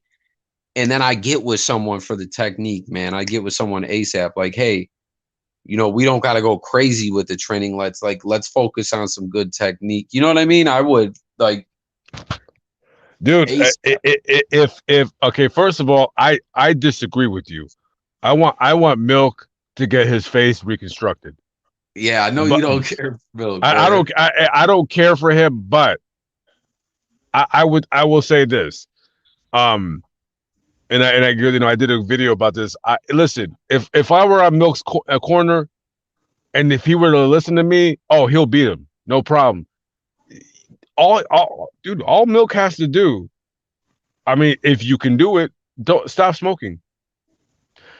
If you don't smoke at all, and you give Milk 10 weeks with no smoking, And then Pino's like, yeah, cigarettes, weed, whatever else he's smoking. And then all he needs, hey, I swear to God, I'm not even joking. All he needs is to take his left arm. I know I got little wrist, guys. I got look at my little wrist. But all he needs is to take a weight, like a 5-pound weight, and do this. He needs to do that for a week, right? I don't know how many reps a day, but you just do this. Not jerking off, but you just do this. That's it. He needs to build up that left wrist strength. All he needs to do is left jab. That's it. He doesn't even need a cross. He doesn't need a power, like an overhook, like a hook. Nothing. Bro, just a jab, a left jab. A lot of people don't realize this, like, because we watch a lot of fights on YouTube of people getting knocked out and they're just throwing haymakers. More punches that end up in knockouts are jabs. Just jab. That's it. Jab, a jab, a jab, a jab, a jab, a jab, a jab, a jab. That's all you need. A jab, a jab. That's it. If he just jabs him, jab, jab. Move your head. Keep moving your head, like, jab. That's all he needs to do. But his cardio, it needs to be on point. A jab. You don't need to do this. You don't need to attack. Nah, man, because that's gonna tire you out. Control your breathing. Calm down. Don't be. He's gonna be scared because he's a coward. But just try to calm down and just jab him. And let me tell you something. And I know this from experience. When you hit that dude with the jab, oh, it feels so good. It feels great. You're like, because you feel like the weight of his head, and you feel it in your muscle, and you're like, you're like, yeah, I got him. And you see his head snap back, and that gives you confidence. Once you get that boost of confidence, you just need that one jab to connect. That's all you need. And just when they're trying to like do this and go crazy, just don't fall for that. Don't try to outman him in terms of like brute, like physicality. Just jab. That's all you gotta do. Chill out, jab. That's all. That's it. That's all he got to do. If he does that, if you were to listen to me, I'm not going to say he'll knock him out, but you'll win the fight. But hey, remember the Lennox Lewis jab game, man? Which fight? Just period, man. Like he was just That's the jab. He was a beast with it. That's what Lennox Lewis did. I would love step back and jab, step back all day, man. He was a beast. That was his bread and butter. I would love to see a Lennox Lewis and Tyson Fury both in their prime. I would love to see that fight because I do believe Tyson Fury is a beast. I mean, I will give him credit. He is a beast. I really wanted him to get knocked out because I really thought it was best for boxing for Wilder to knock him out in this third fight. But you know what? I mean, listen, dude, Wilder, he had his time.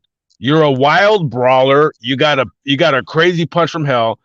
Unfortunately, you're just like the guy's just a lot bigger than you. He's just a lot bigger. That's it. And people that know boxing should, nobody should be like, oh, hey, Wilder, you're a bum. No, dude, Wilder is out. Like, he's not a big guy. I mean, he's big because he's 6'7", but Tyson Fury is like what, 6'10"? He's bigger than him. He outweighs him. He's miles and clouds above him in terms of boxing ability. And Tyson Fury's a beast. He took a punch that would have leveled any man and got right back up from the grave. Hey, he earned my respect. And I would like to see, man, I know there's not going to be a fourth fight. That would be ridiculous. But I was hoping that Fury would lose because I really wanted to see Wilder versus Joshua, which still could happen. That's still a big money fight. And then you see Fury fight the guy that beat Joshua. It could still happen. Because boxing needs that kind of spark. It needs, that's the one thing that UFC has over boxing is it would seem like it was giving the fights that people wanted to see. But then now you got the celebrity boxing, which is like I love it. I mean, I love the Paul brothers. I mean, I think they're douchebags, but I love them for boxing. So, when it comes to that, I mean, yeah, I want to see more celebrity boxing matches. I hope that Wilder Hey, doesn't you need to retire. get you in one, bro. You would do one, right? Oh no, I'll get beat up. I'm not a fighter. I could talk shit, but when it comes to backing it up, nah, I'm good. I rather chill out with some unattractive 34-year-old fat white woman with 3 kids. Yeah, no, hey, listen, hey, I know my place. I'm not a tough guy. I'm not a fighter. No, I'm not a coward. I mean, I'll fight your ass, but I don't want to. I mean, but I'll do what I got to do. But I know my place. Like no, but hey, listen, if you put me in a celebrity boxing, and you put me up against somebody, I mean, I'm gonna be confident in knowing what I have to do, but I'm not a fighter. But I mean, if you paid Yo, me, Black Bigalow versus Big Kaz, bro. oh, bro, yeah, hey, You would win that. that depends, bro, because he's a big ass dude. Like Kaz, he's a big dude. I'm not a big dude. That's the problem. See, people they think that I'm big. I'm not. Dude, let me tell you, you see me in person, and I was even heavier when they see me. Like I'm lighter now.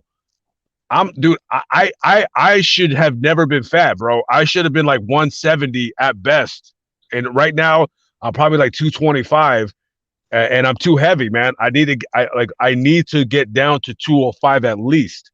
And even then, bro, it's like all in my gut. Like I'm not a big dude. I don't lift weights. I'm not strong. I'm not fast. I got a bad left knee. Oh, bro, Brenneman says Black Bigalow versus Wes Watson. Dude, he would murder me. That's not even a fight, bro. That's a joke.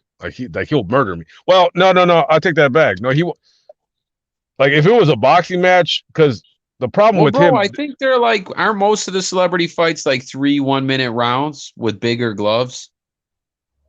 No, I would want smaller with Wes Watson. I would want smaller gloves and I would want longer rounds. Not saying I'm gonna knock him out, but I would going into a fight with him. I would want him to be too confident, and I would want him to gas himself out. I don't believe that Wes Watson. This sounds crazy, man. Okay, I'm probably wrong. I'm sure he does have knockout power. I would bet if I were to fight him. Basically, I'm hoping that he gasses out quick. That's it. That's my only hope. Because all of his muscles require oxygen to operate, and when you use up that oxygen, what do you have left?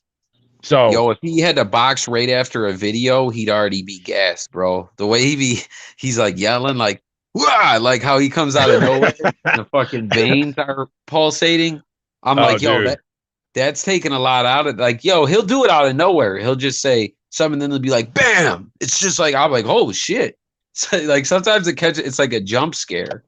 You're a fucking loser, and I'm gonna tell you why. And then when the video is done, he has to he probably like stays in his chair for 5 minutes to catch his breath. Yeah, he's got to get his faculties back. Hey, how about an intergender? You versus that girl with the mustache, bro. At the liquor store in West Virginia? No, the video vixen's homegirl with the staff. and she has like a 5 o'clock shadow. Dude, she's a big broad. And I think she has one of those chins that like if you hit them and you'll break your hand. I don't know, man. Yeah, she's a trip, dude. I don't know. I might have to really seriously train for that one. Yeah, I see me winning that 3rd round knockout. Maybe. You don't get really too many. You don't get too much like YouTube beefs, huh?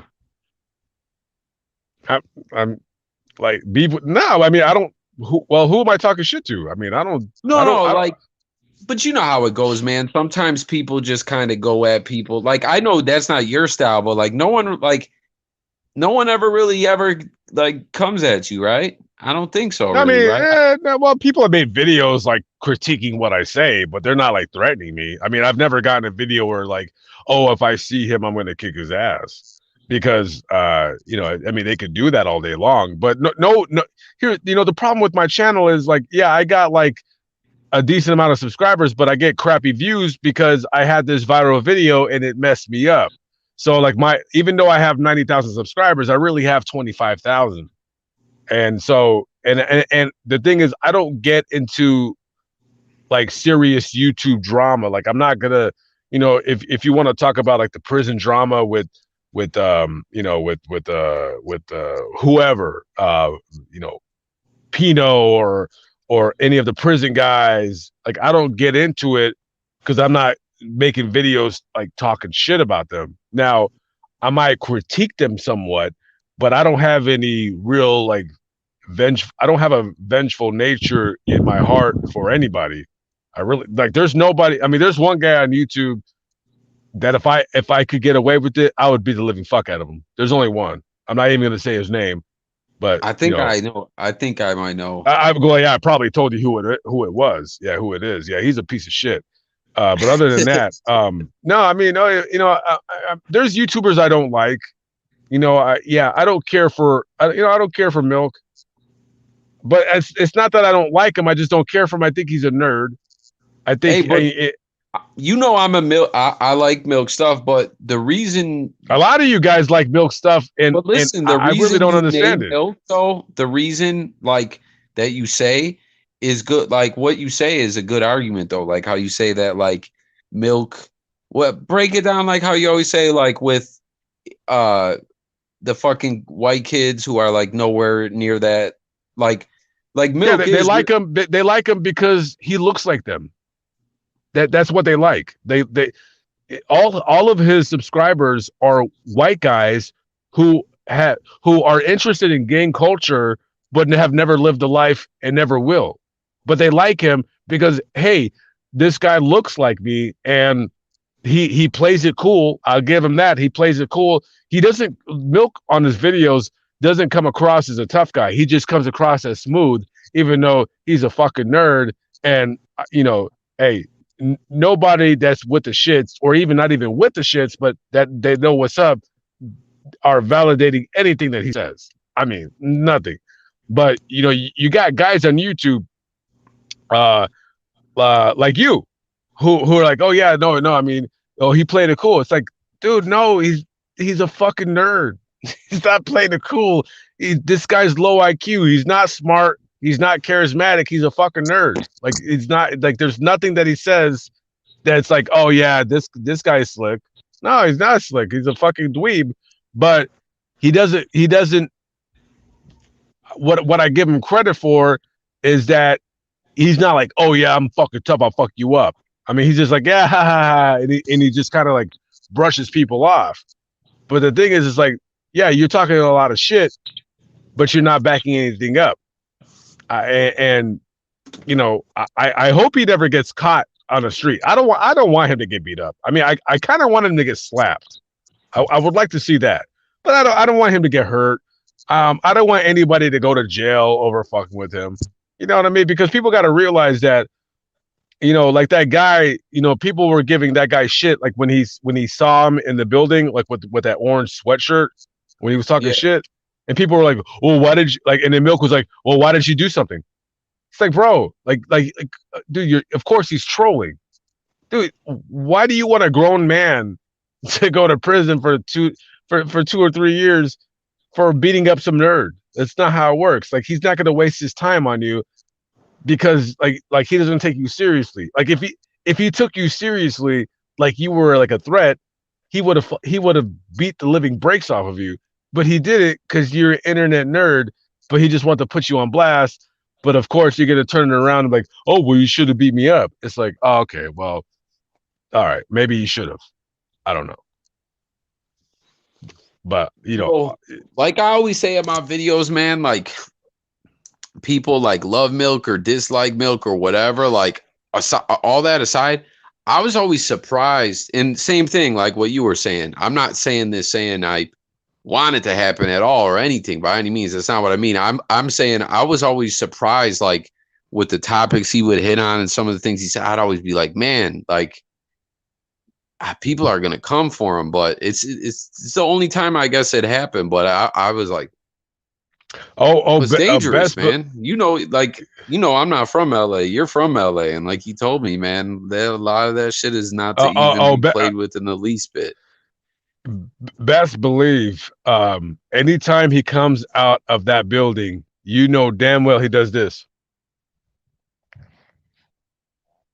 That he doesn't. You know, if I were his YouTube coach, no, I would tell him, bro, move out of California, and then talk all the shit you want. Just stay out of California. Move to dude. I would tell him, man, move to Colorado or somewhere else. Like, I mean, I don't know if he's in a serious relationship with that woman, but it's like, dude, he's making decent money on YouTube. Like, bro, you more than enough can afford. I'm sure he could probably afford an apartment in LA. It's going to be in a dump, but let's just say he wants a nice building and want to live. Move to Kansas City, and then talk massive shit. That's all you have to do, bro. Move to Kansas City, Kansas, and then just get him. Talk all the shit you want, but you live in Olathe, Kansas, and nobody's fucking with you. And then, yeah, maybe somebody will recognize you from time to time. But, dude, no one takes that guy serious, so no one's going to attack him. No one's going to put hands on him. No one's going to be like, oh, yeah, F you. Oh, you're from Hoover. You know, you got that dude, what's his name? What's that dude with the Hoover killer? C-Mac. Yeah. I mean, I like that guy. You know, I don't know why. And, you know, if that guy sees any of the Hoovers, it's on site. I mean, it has to be on site. And when it comes to that dude Milk, it's going to be the same thing. But I don't think he goes anywhere. He obviously, YouTube is his income, so he's not going to work anywhere because he's big enough now where he's making a living on his own. I mean, is it really worth it? In my opinion, I don't know. But hey, more power to him, man. If you can get away with it and keep growing his subscribers. But when it comes to him fighting Pino, I don't feel he's gonna show up. And it's more for the fact that he's not gonna show up. Well, I don't want to say more, but I think it's not only Pino that he's scared of him. I think that, dude, like, where's the venue? How do I know there's not gonna be somebody from the 60s that wants to do me in? I mean, there's plenty of people out there that want to get 5,000 likes on their video of smacking the fuck out of him. So I mean, I don't know. I mean, that dude Funny Money, you know, he could say like Pino loves Pino all he wants, and you know that's fine. But you know, we all know Pino's gonna come through. Now, will Pino come through for other beef? Well, we'll see. You know, I'm sure there's other people out there that don't like Pino. You know, you've seen Tazo. He made a video. He doesn't like Pino. You know, I mean, is he gonna show up for a beef with Tazo? I don't know. Is he gonna show up for a beef with anybody else? I don't know. But obviously he doesn't like milk. So, and what are you crunching on? Well, what is that?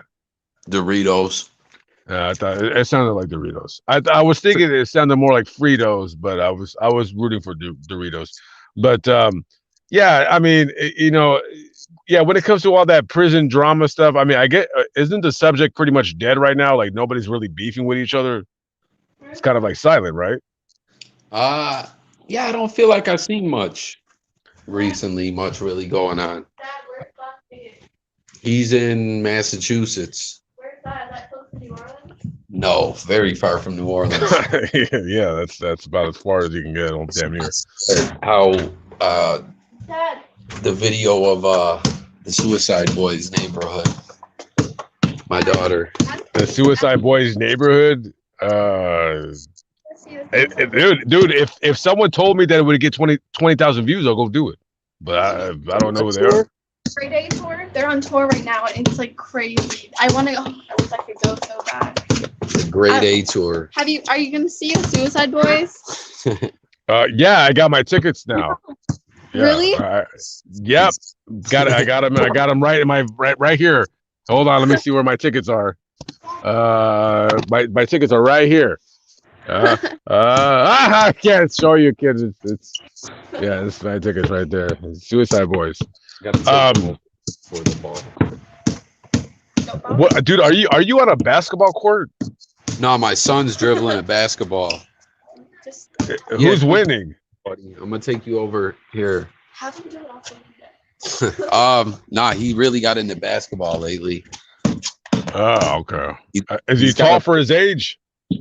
No, he's only he's 9. He's short. I didn't grow until I was like 15. Maybe he'll be like Mac McClung. Dude, I was like 5 foot, and then I was like, I didn't grow at all, and then all of a sudden, like the summer when I was 14, I was like 6'1". Like, is he gonna be like is he gonna be like an alpha white kid? I don't know, man. I really want to get him into these sports though. Like he didn't really have the interest until now. Like recently, he's really into basketball. Oh, that's good, man. Hey, bro. Hey, dude, you just dodged the bullet, bro. Dude, you want your kid right now to be like into like physical sports. You don't want him to be into like RuPaul's Drag Race. That's what you don't want, bro. Like if you, dude, I mean, what would you do if your son was like, hey, dad, hey, do you think his Hey, what would you do if your son was like, hey, dad, don't you think his mascara is a little bit like too dark? Oh man, bro, I don't even want to think down that way. You know what I mean? Like, hey, dad, what? My eyeshadow. Do you like the tangerine better or the purple glow dust? Which one do you think looks? Dude, that shit is so crazy. Right you now. You ever notice like with Whack 100, right? People always come at him because I don't know if his son is trans or just gay, but like, because Whack 100 is always steady talking shit to someone, going in on someone, but like people always say shit about that to him, but he just always just ignores it. So I know you don't have a beef with him, but you have an interest in Whack 100, and I don't. I mean, I can easily talk about him, and I know who he is because he's like affiliated with the game. Who, by the way, has never responded back to me with my request of him doing my Hip Hop Murders intro. But I mean, so is his kid gay? Which is okay. It's okay if his kid is gay, right? Yeah. Like I was saying, I ain't trying to make fun of the people, but yeah, but that's you should. not what I want for my son, But no, bro, the way it went down with Whack was just simply like, just doing the hip hop videos, right? And if you remember, he was going hard on this like anti-Nipsey Hussle campaign after he died. And then the one day, finally, like out of nowhere, some of Nip's artists started saying something about it. Like they were getting pissed. And then there was this screenshot that was going around, and it was real too, where Nip Whack said, I forget what it was, but he said some pretty distasteful joke about someone about Nipsey being shot and killed or whatever. So I just threw a little blog together and was just talking about like, why is he always so disrespectful? Because he used to do the same thing with Tupac and Tupac's mom. Like he was calling Tupac's mom a fucking a bass head and a lot of other shit I can't even say in front of my son, like all kinds of foul stuff. So I just put this blog together about it, and it was like, bam, it was like 70,000 views overnight. And then he started following me and DMing me and talking shit. Like basically what he wanted was for me to put him on my channel and have like an interview with him over the phone. But I just ultimately decided against it because I know another dude there's this other guy you guys could probably see. His name's Doc Hicks TV. He has a lot of really good interviews, bro. He has interviews with the guys from BMF, like Black Mafia Family, all kinds of people on there. Yeah, that's the right way, buddy. And he was like, yo, I interviewed Wack the same way. I was covering a news story. Wack didn't like it the way it went, and he was like, so he basically hit me up trying to be cool. And then after I put the internet out, or the video out on the internet, Wack had dissed this other rapper in it. Like, he just gets going and talking and dissing people and talking shit. So like, after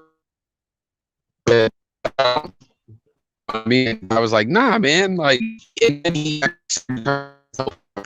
was he was just like, Jay, yo, it ain't worth it. Like, it's gonna go bad. He's just a narcissist who wants to talk good about himself and wants people to, you know what I mean? So I was like, ah, fuck it, I ain't, you know what I mean? With the tits, man. Like, one day, well, bitch. He just started going, you're breaking up. What did you say? Oh shit, you froze up. Yeah, you're going through the matrix. Oh shit, I thought you froze. You picked up the phone, but I was doing it. No, I was just saying, how much did you like? What was the last thing? I mean, I pretty much heard everything you said, but you were just like,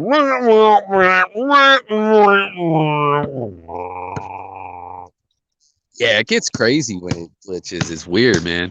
But no, basically, the dude was just like, yo, not worth it. You know what I mean? Like, he's just a narcissist who wants to, like, you're not going to go on there and have like a good, solid interview where you're going to ask stuff. And he's like, it's just going to be him talking shit and yelling. Like, so I just was like, ah, fuck it, I passed. But then he just started threatening me, like, yo, I'm going to fuck you up one day.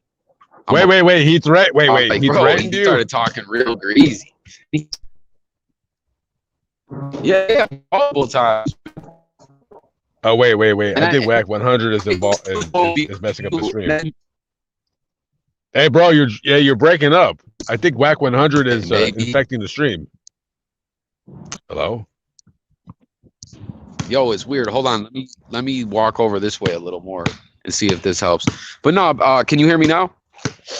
Yeah, you're good. Oh, let's play. Well, let's. All right, yeah, no. So I was basically just saying, yeah, he started threatening me, and then bro would be crazy, right?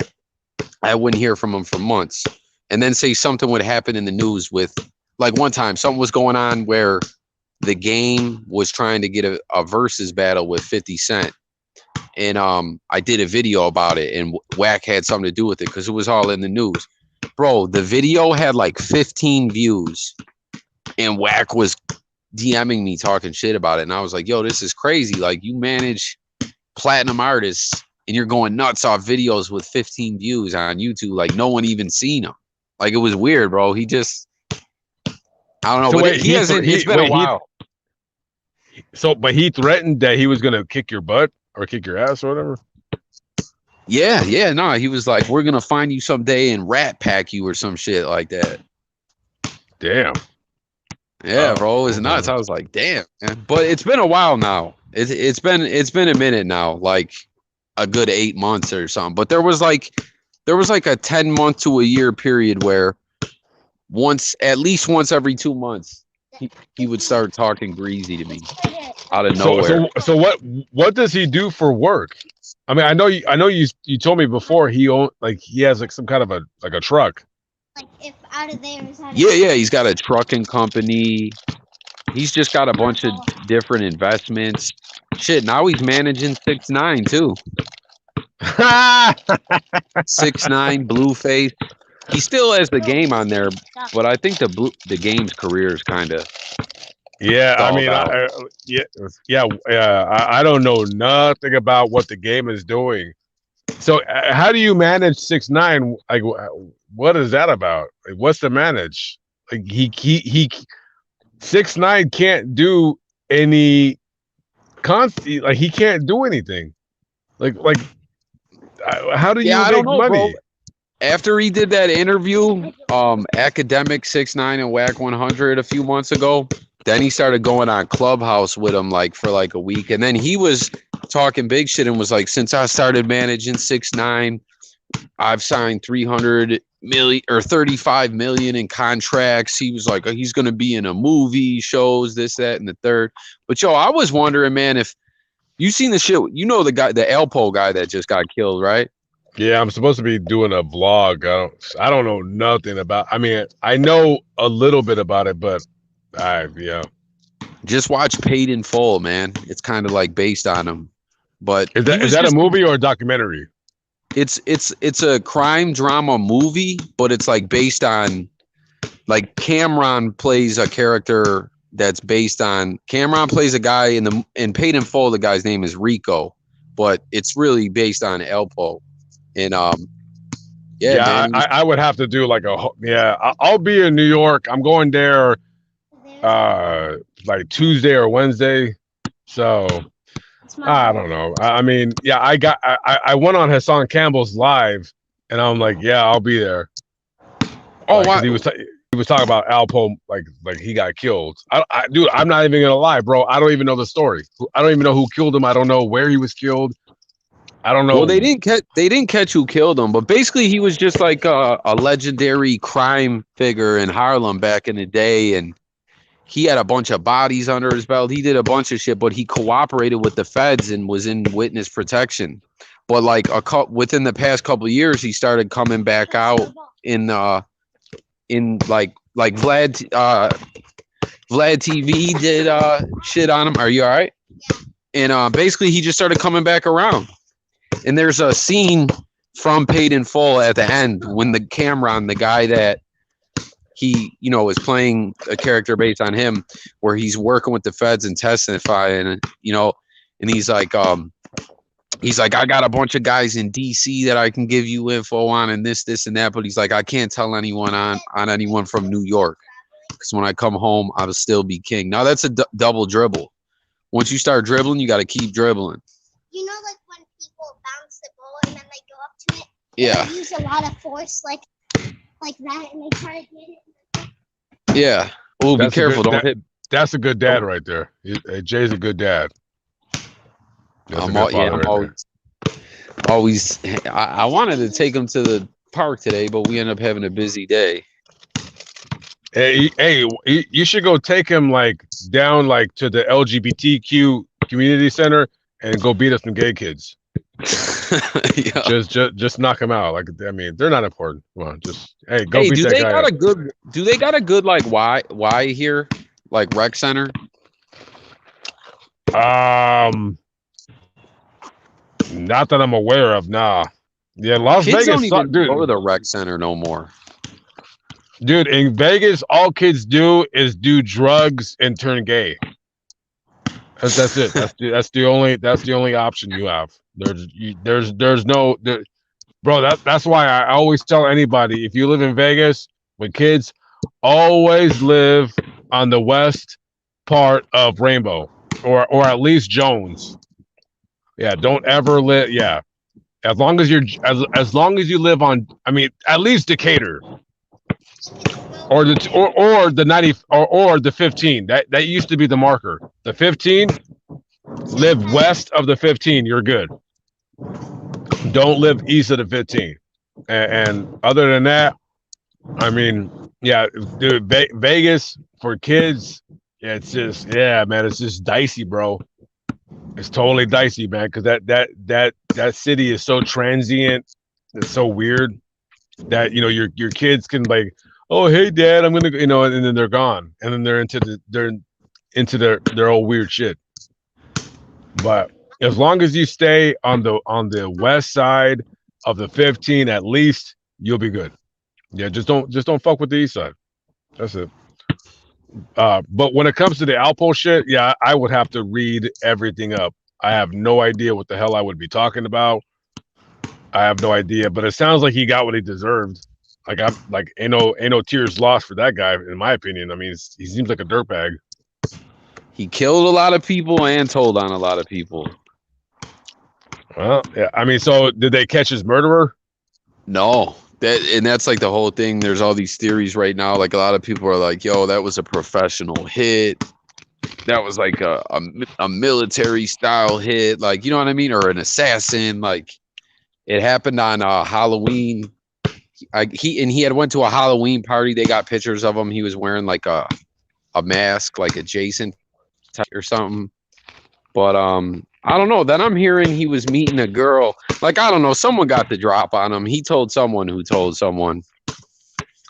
Where did he get killed? Was it in the city or in Long Island? No, it was in the city. I think it was in Harlem. Like, I think he was in Harlem, I believe. I'm not positive it was.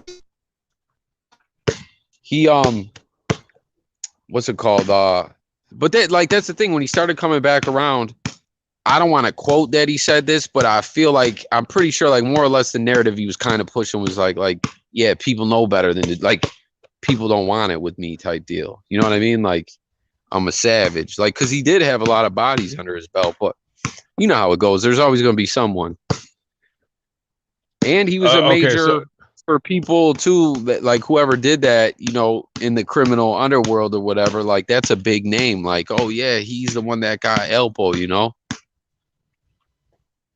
Yeah, it sounds like to me that, dude, that kind of video, I don't know if I'll be able to like do all the locations because I can't stand being in New York. I mean, you told me before, like you've been in New York a couple of times, but I mean, you're from upstate, so it's totally different. Dude, it just sucks. Like you can't park anywhere, you can't do anything. I mean, bro, I got videos from like a month and a half, 2 months ago in New York. It's lame. I'm gonna meet my homegirl Luby, and we're gonna go over there. So she's able, like, you know, if I wanted to go like jump out and do a quick story, she can like just drive my van like in circles while I just kind of go do that and then come pick me up. But other than that, I mean, I think the next time I come out to New York, Queens and Staten Island, though, right? Those boroughs you can kind of park in. Yeah. The part of Queens where it starts merging with Long Island is accessible. Brooklyn is a fucking dude. Nah, Brooklyn is the Bronx is okay. You can find places. Staten Island, it's like a neighborhood type. Yeah, it's kind of like Long Island. Yeah, bro. When it comes to Brooklyn, like Manhattan is a no-go zone. Brooklyn is, to me, a no-go zone. People might say like, "Oh, you could park over here." Dude, Brooklyn is. It might as well be Manhattan. It's just no, and yeah, it's just annoying, bro. I don't want to deal with it. I was gonna meet up with a couple. Some broad wanted to like meet up with me because she emailed me about her friend got killed, like hit and run. But I mean, you know, I don't know if it's for like a video or she just wants to like, oh yeah, you're a YouTuber, like whatever. I don't really care. I'd rather just get a story done. Unless she has some ulterior motives that I can sneak it in on, you know what I mean? Like I'm always game for that. Always game for that. But other than that, I mean, and then some other. Oh, you got to get that. Yo, you got to get that. Philip Seymour Hoffman one, man. The burger joint he went to. Dude, yeah, I was thinking about that. Yeah. Brenneman says he's got an idea for your channel to tell you. And then Lonnie says, I guess they got him next to the police station. He was throwing drugs out his window. What the hell? Well, tell Brenneman what the hell. Hey, tell Brenneman what the hell. He disappeared. Like, where did he go? He used to be on my channel, and then he's like, he's ghost. Like, wait, he thinks he's too good for me now? Huh? How much? He don't come on your channel no more. Not at all. Yeah, he's too good for me.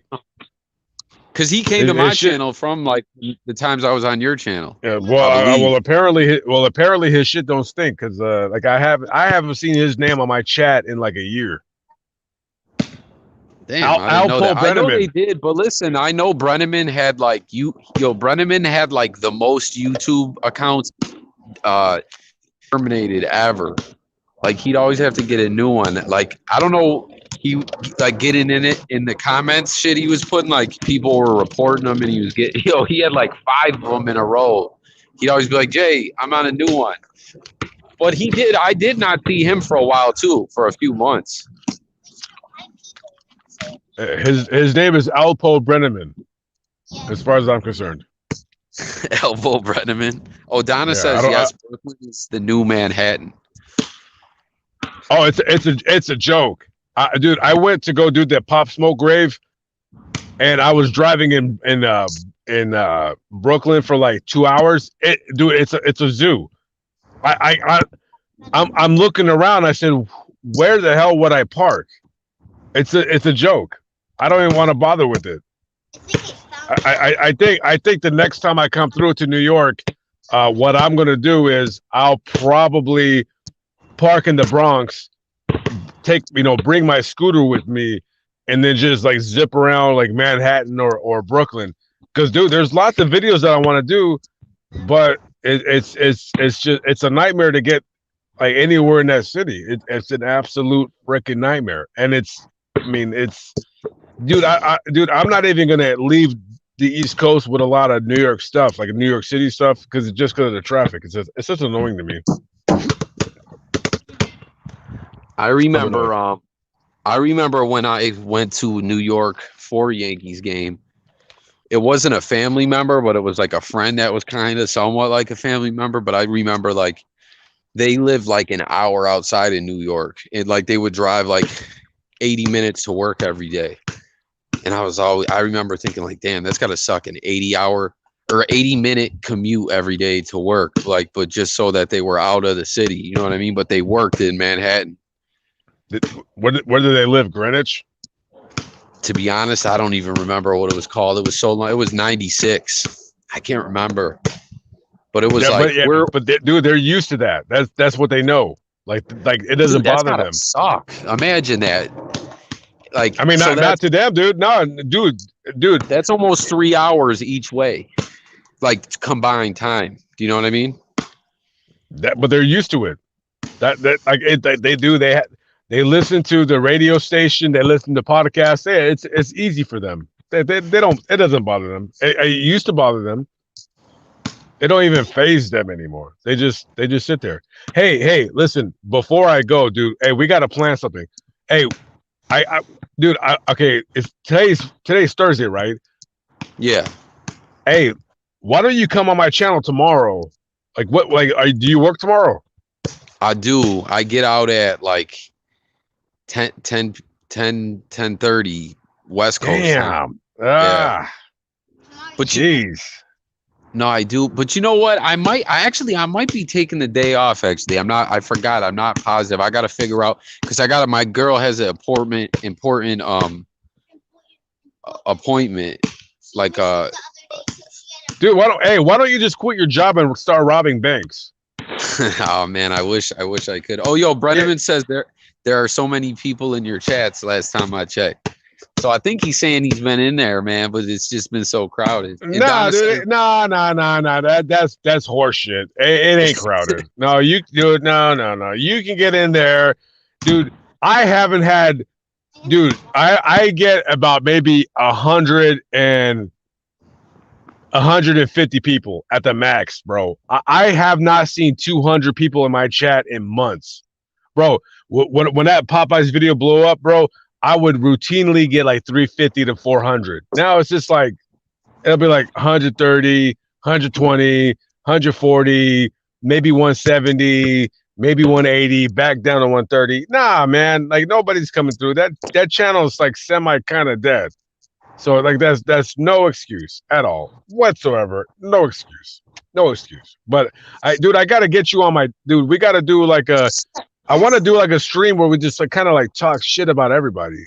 Just like we just drag everybody. We got to drag like all the, the whole like prison guys like Watson. We got to drag him.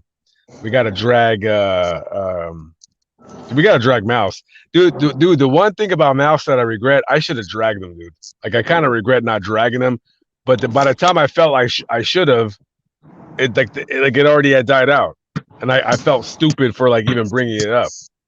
You know what I mean? Like, oh yeah, she wanted it. I'm like, fucking man. Like, all right. Yeah, she Yeah, wanted it was it. And then we talked ridiculous. about the other shit about like, you know, the creepy shit. The even more creepy shit with him. And I don't know. Dude, I haven't even seen his channel in like 4 months. I don't even know what he's doing. Me neither. Oh, Lonnie says, "Damn, I want in on this." Yeah, Oh, this Donna Friday. I says, mean, "Yo, Donna says her nephew lives in Brooklyn and doesn't own a car, only uses like taxis." bro, where do you park your car? Like where? Dude, hey, listen. If somebody told me, all right, hey, you're gonna live in Brooklyn and you're like, you know, that's it. Like you have to stay here for 6 months, bro. This van would go in storage. I would just have my scooter, like my little Zuma, 50cc. That's it. Like I wouldn't even think about having a car. It's a joke. Nah, and then nah, the hell with that. Nah. That's just got to be a crazy life, man. I'm just like doing the math in my head, like rent or your mortgage, and then fucking car, and then like parking, and I don't know, bro. It's crazy. I wouldn't do it. I mean, it's a scam. My best thing for anybody if they wanted to like have a house or have a home and just like just go move to Oklahoma or Texas or Arkansas. Just go over there. Even if you live in an area that is economically depressed, who cares? Just go drive a truck, go work for Amazon, go sell dope. Go buy a $45,000 house and then just go sit on it. And then your mortgage is $500 a month. That's it. And just go raise your kids. It's other than that's what I would do. Yo, Arkansas was crazy when I drove through there, man. I felt like I was straight up like in the middle of the woods or something. Like, I don't know. It was just like I've drove through the sticks before, but Arkansas just had this different feel. Same thing with kind of near where Lonnie lives in New Orleans, but like not in New Orleans, but in Louisiana, out in the swamps. It felt crazy. I was like, man, like it just feels like I'm out in nowhere. You would do good in New Orleans. Yeah, you would do good there. Yeah. Not in the city, but if you lived on the outskirts, yeah, bro. Because you can work. Your girl can work. The price of housing isn't crazy. Like if you lived in like Hammond, Louisiana, yeah. No, it's cool right there. The weather's not bad. I mean, yeah, okay. Maybe you get a hurricane every now and then. We got them in Florida. It wasn't shit, really. I know New Orleans has been hit, though. Matter of fact, Lonnie, who's in the chat here, he just was without power for like a month. Which I did that once in Florida. I went like a month with no power. A month? Yeah, bro. It's crazy, man. You know what sucked too when it happened to me in Florida, right? We drove to the Orlando area to stay with a family member during the hurricane because they had like a brand new house that was supposed to be able to stand up to hurricanes and shit. And we stayed there and it didn't even hit in the part of Orlando where they lived. Like there was trees and shit uprooted, but nothing too crazy. So then we stayed there for like a day, maybe two, and they were like, all right, you guys can probably head back home now. I don't think you got it that bad there, dude. We got home. We didn't have power for for us, it wasn't a month. It was probably like 2-3 weeks. I was like, oh my God, this fucking sucks. They rushed us out of there, and then we had no power. Wait, you had no power for 1 month? No, for us, it was probably like 2-3 weeks. But for Lonnie, who's in the chat, I think it was like, I want to say it was like a whole month, I believe. Oh, Lonnie says Hammond is where the Suicide Boys live. Oh, really? No, yeah. I like Hammond. Like, yeah, no, my boy lives in Hammond. No, if you see me, like if I say like, oh, I'm live in Louisiana, and I might be lying when I say this, but when I say like live in Louisiana, or if I say like live in New Orleans, well, I won't say that then. But no, I stay in Hammond sometimes. But if I say that I'm live in New Orleans, if I have my trailer, I am in New Orleans, but I'm not at a Walmart because I got spots in New Orleans that I don't like staying at because they're a little dicey. But I'll say this: if I say like, "Hey, live in New Orleans," I'm probably in Kenner, just because, and Where's I won't. Skinner? Kenner's like by the airport. There's like a Walmart right there, which is cool, but I don't like staying at that Walmart. So there's like an area where trucks park. I'll just say like, oh, I'm right there. But Hold on. dude, New Orleans, it just, yeah, you should come out for Mardi Gras, bro. Oh, dude, Let's I'd kill love some to, man. prostitutes. Oh shit, dude. Lonnie says he had a generator. Bro, Lonnie said it was 27 days, man. Yo, and he said you could pull up in front of his house, man.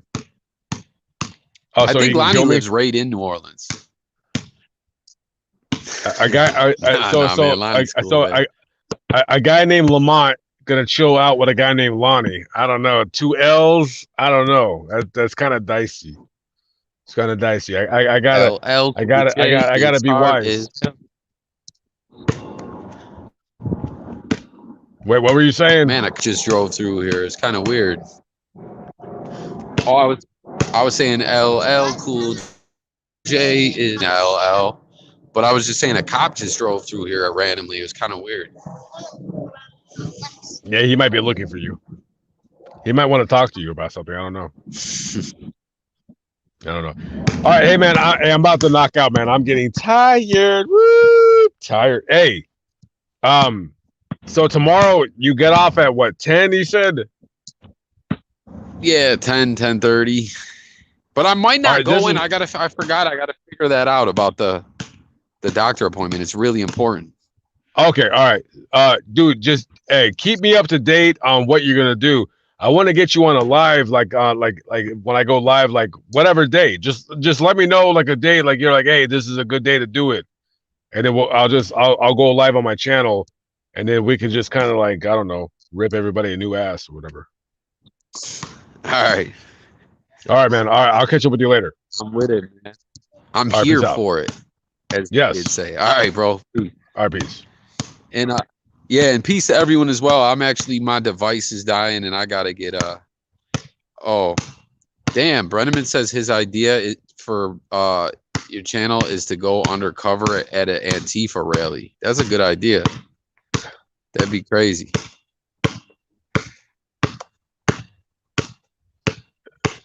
But yeah, guys, oh, you're still there. I could Okay. do that. That'd be crazy, bro. Oh, damn, we lost him. Stream dead. I'm surprised. I thought he was still here. That was weird. I think it was just delay. Yeah, yo, Lonnie, we went out like we went for him to play basketball right now. We went like kind of far off so we could do it. Cause it actually is kind of late. He don't have school. So, but yeah, no, if we were over by the house, they would have called the cop. They bitch about it early, you know what I mean? Even if it's early. But yeah, guys, I'm gonna end this, man. Yo, I really appreciate all you guys hanging out. This was fun, man. This was a good time. But I'll catch you guys tomorrow. Have a great night, everyone. I definitely got to get me some good rest tonight. But yeah, I'm gone, guys. Peace. I can't wait till my new shoes come and my boot comes. I'll actually be able to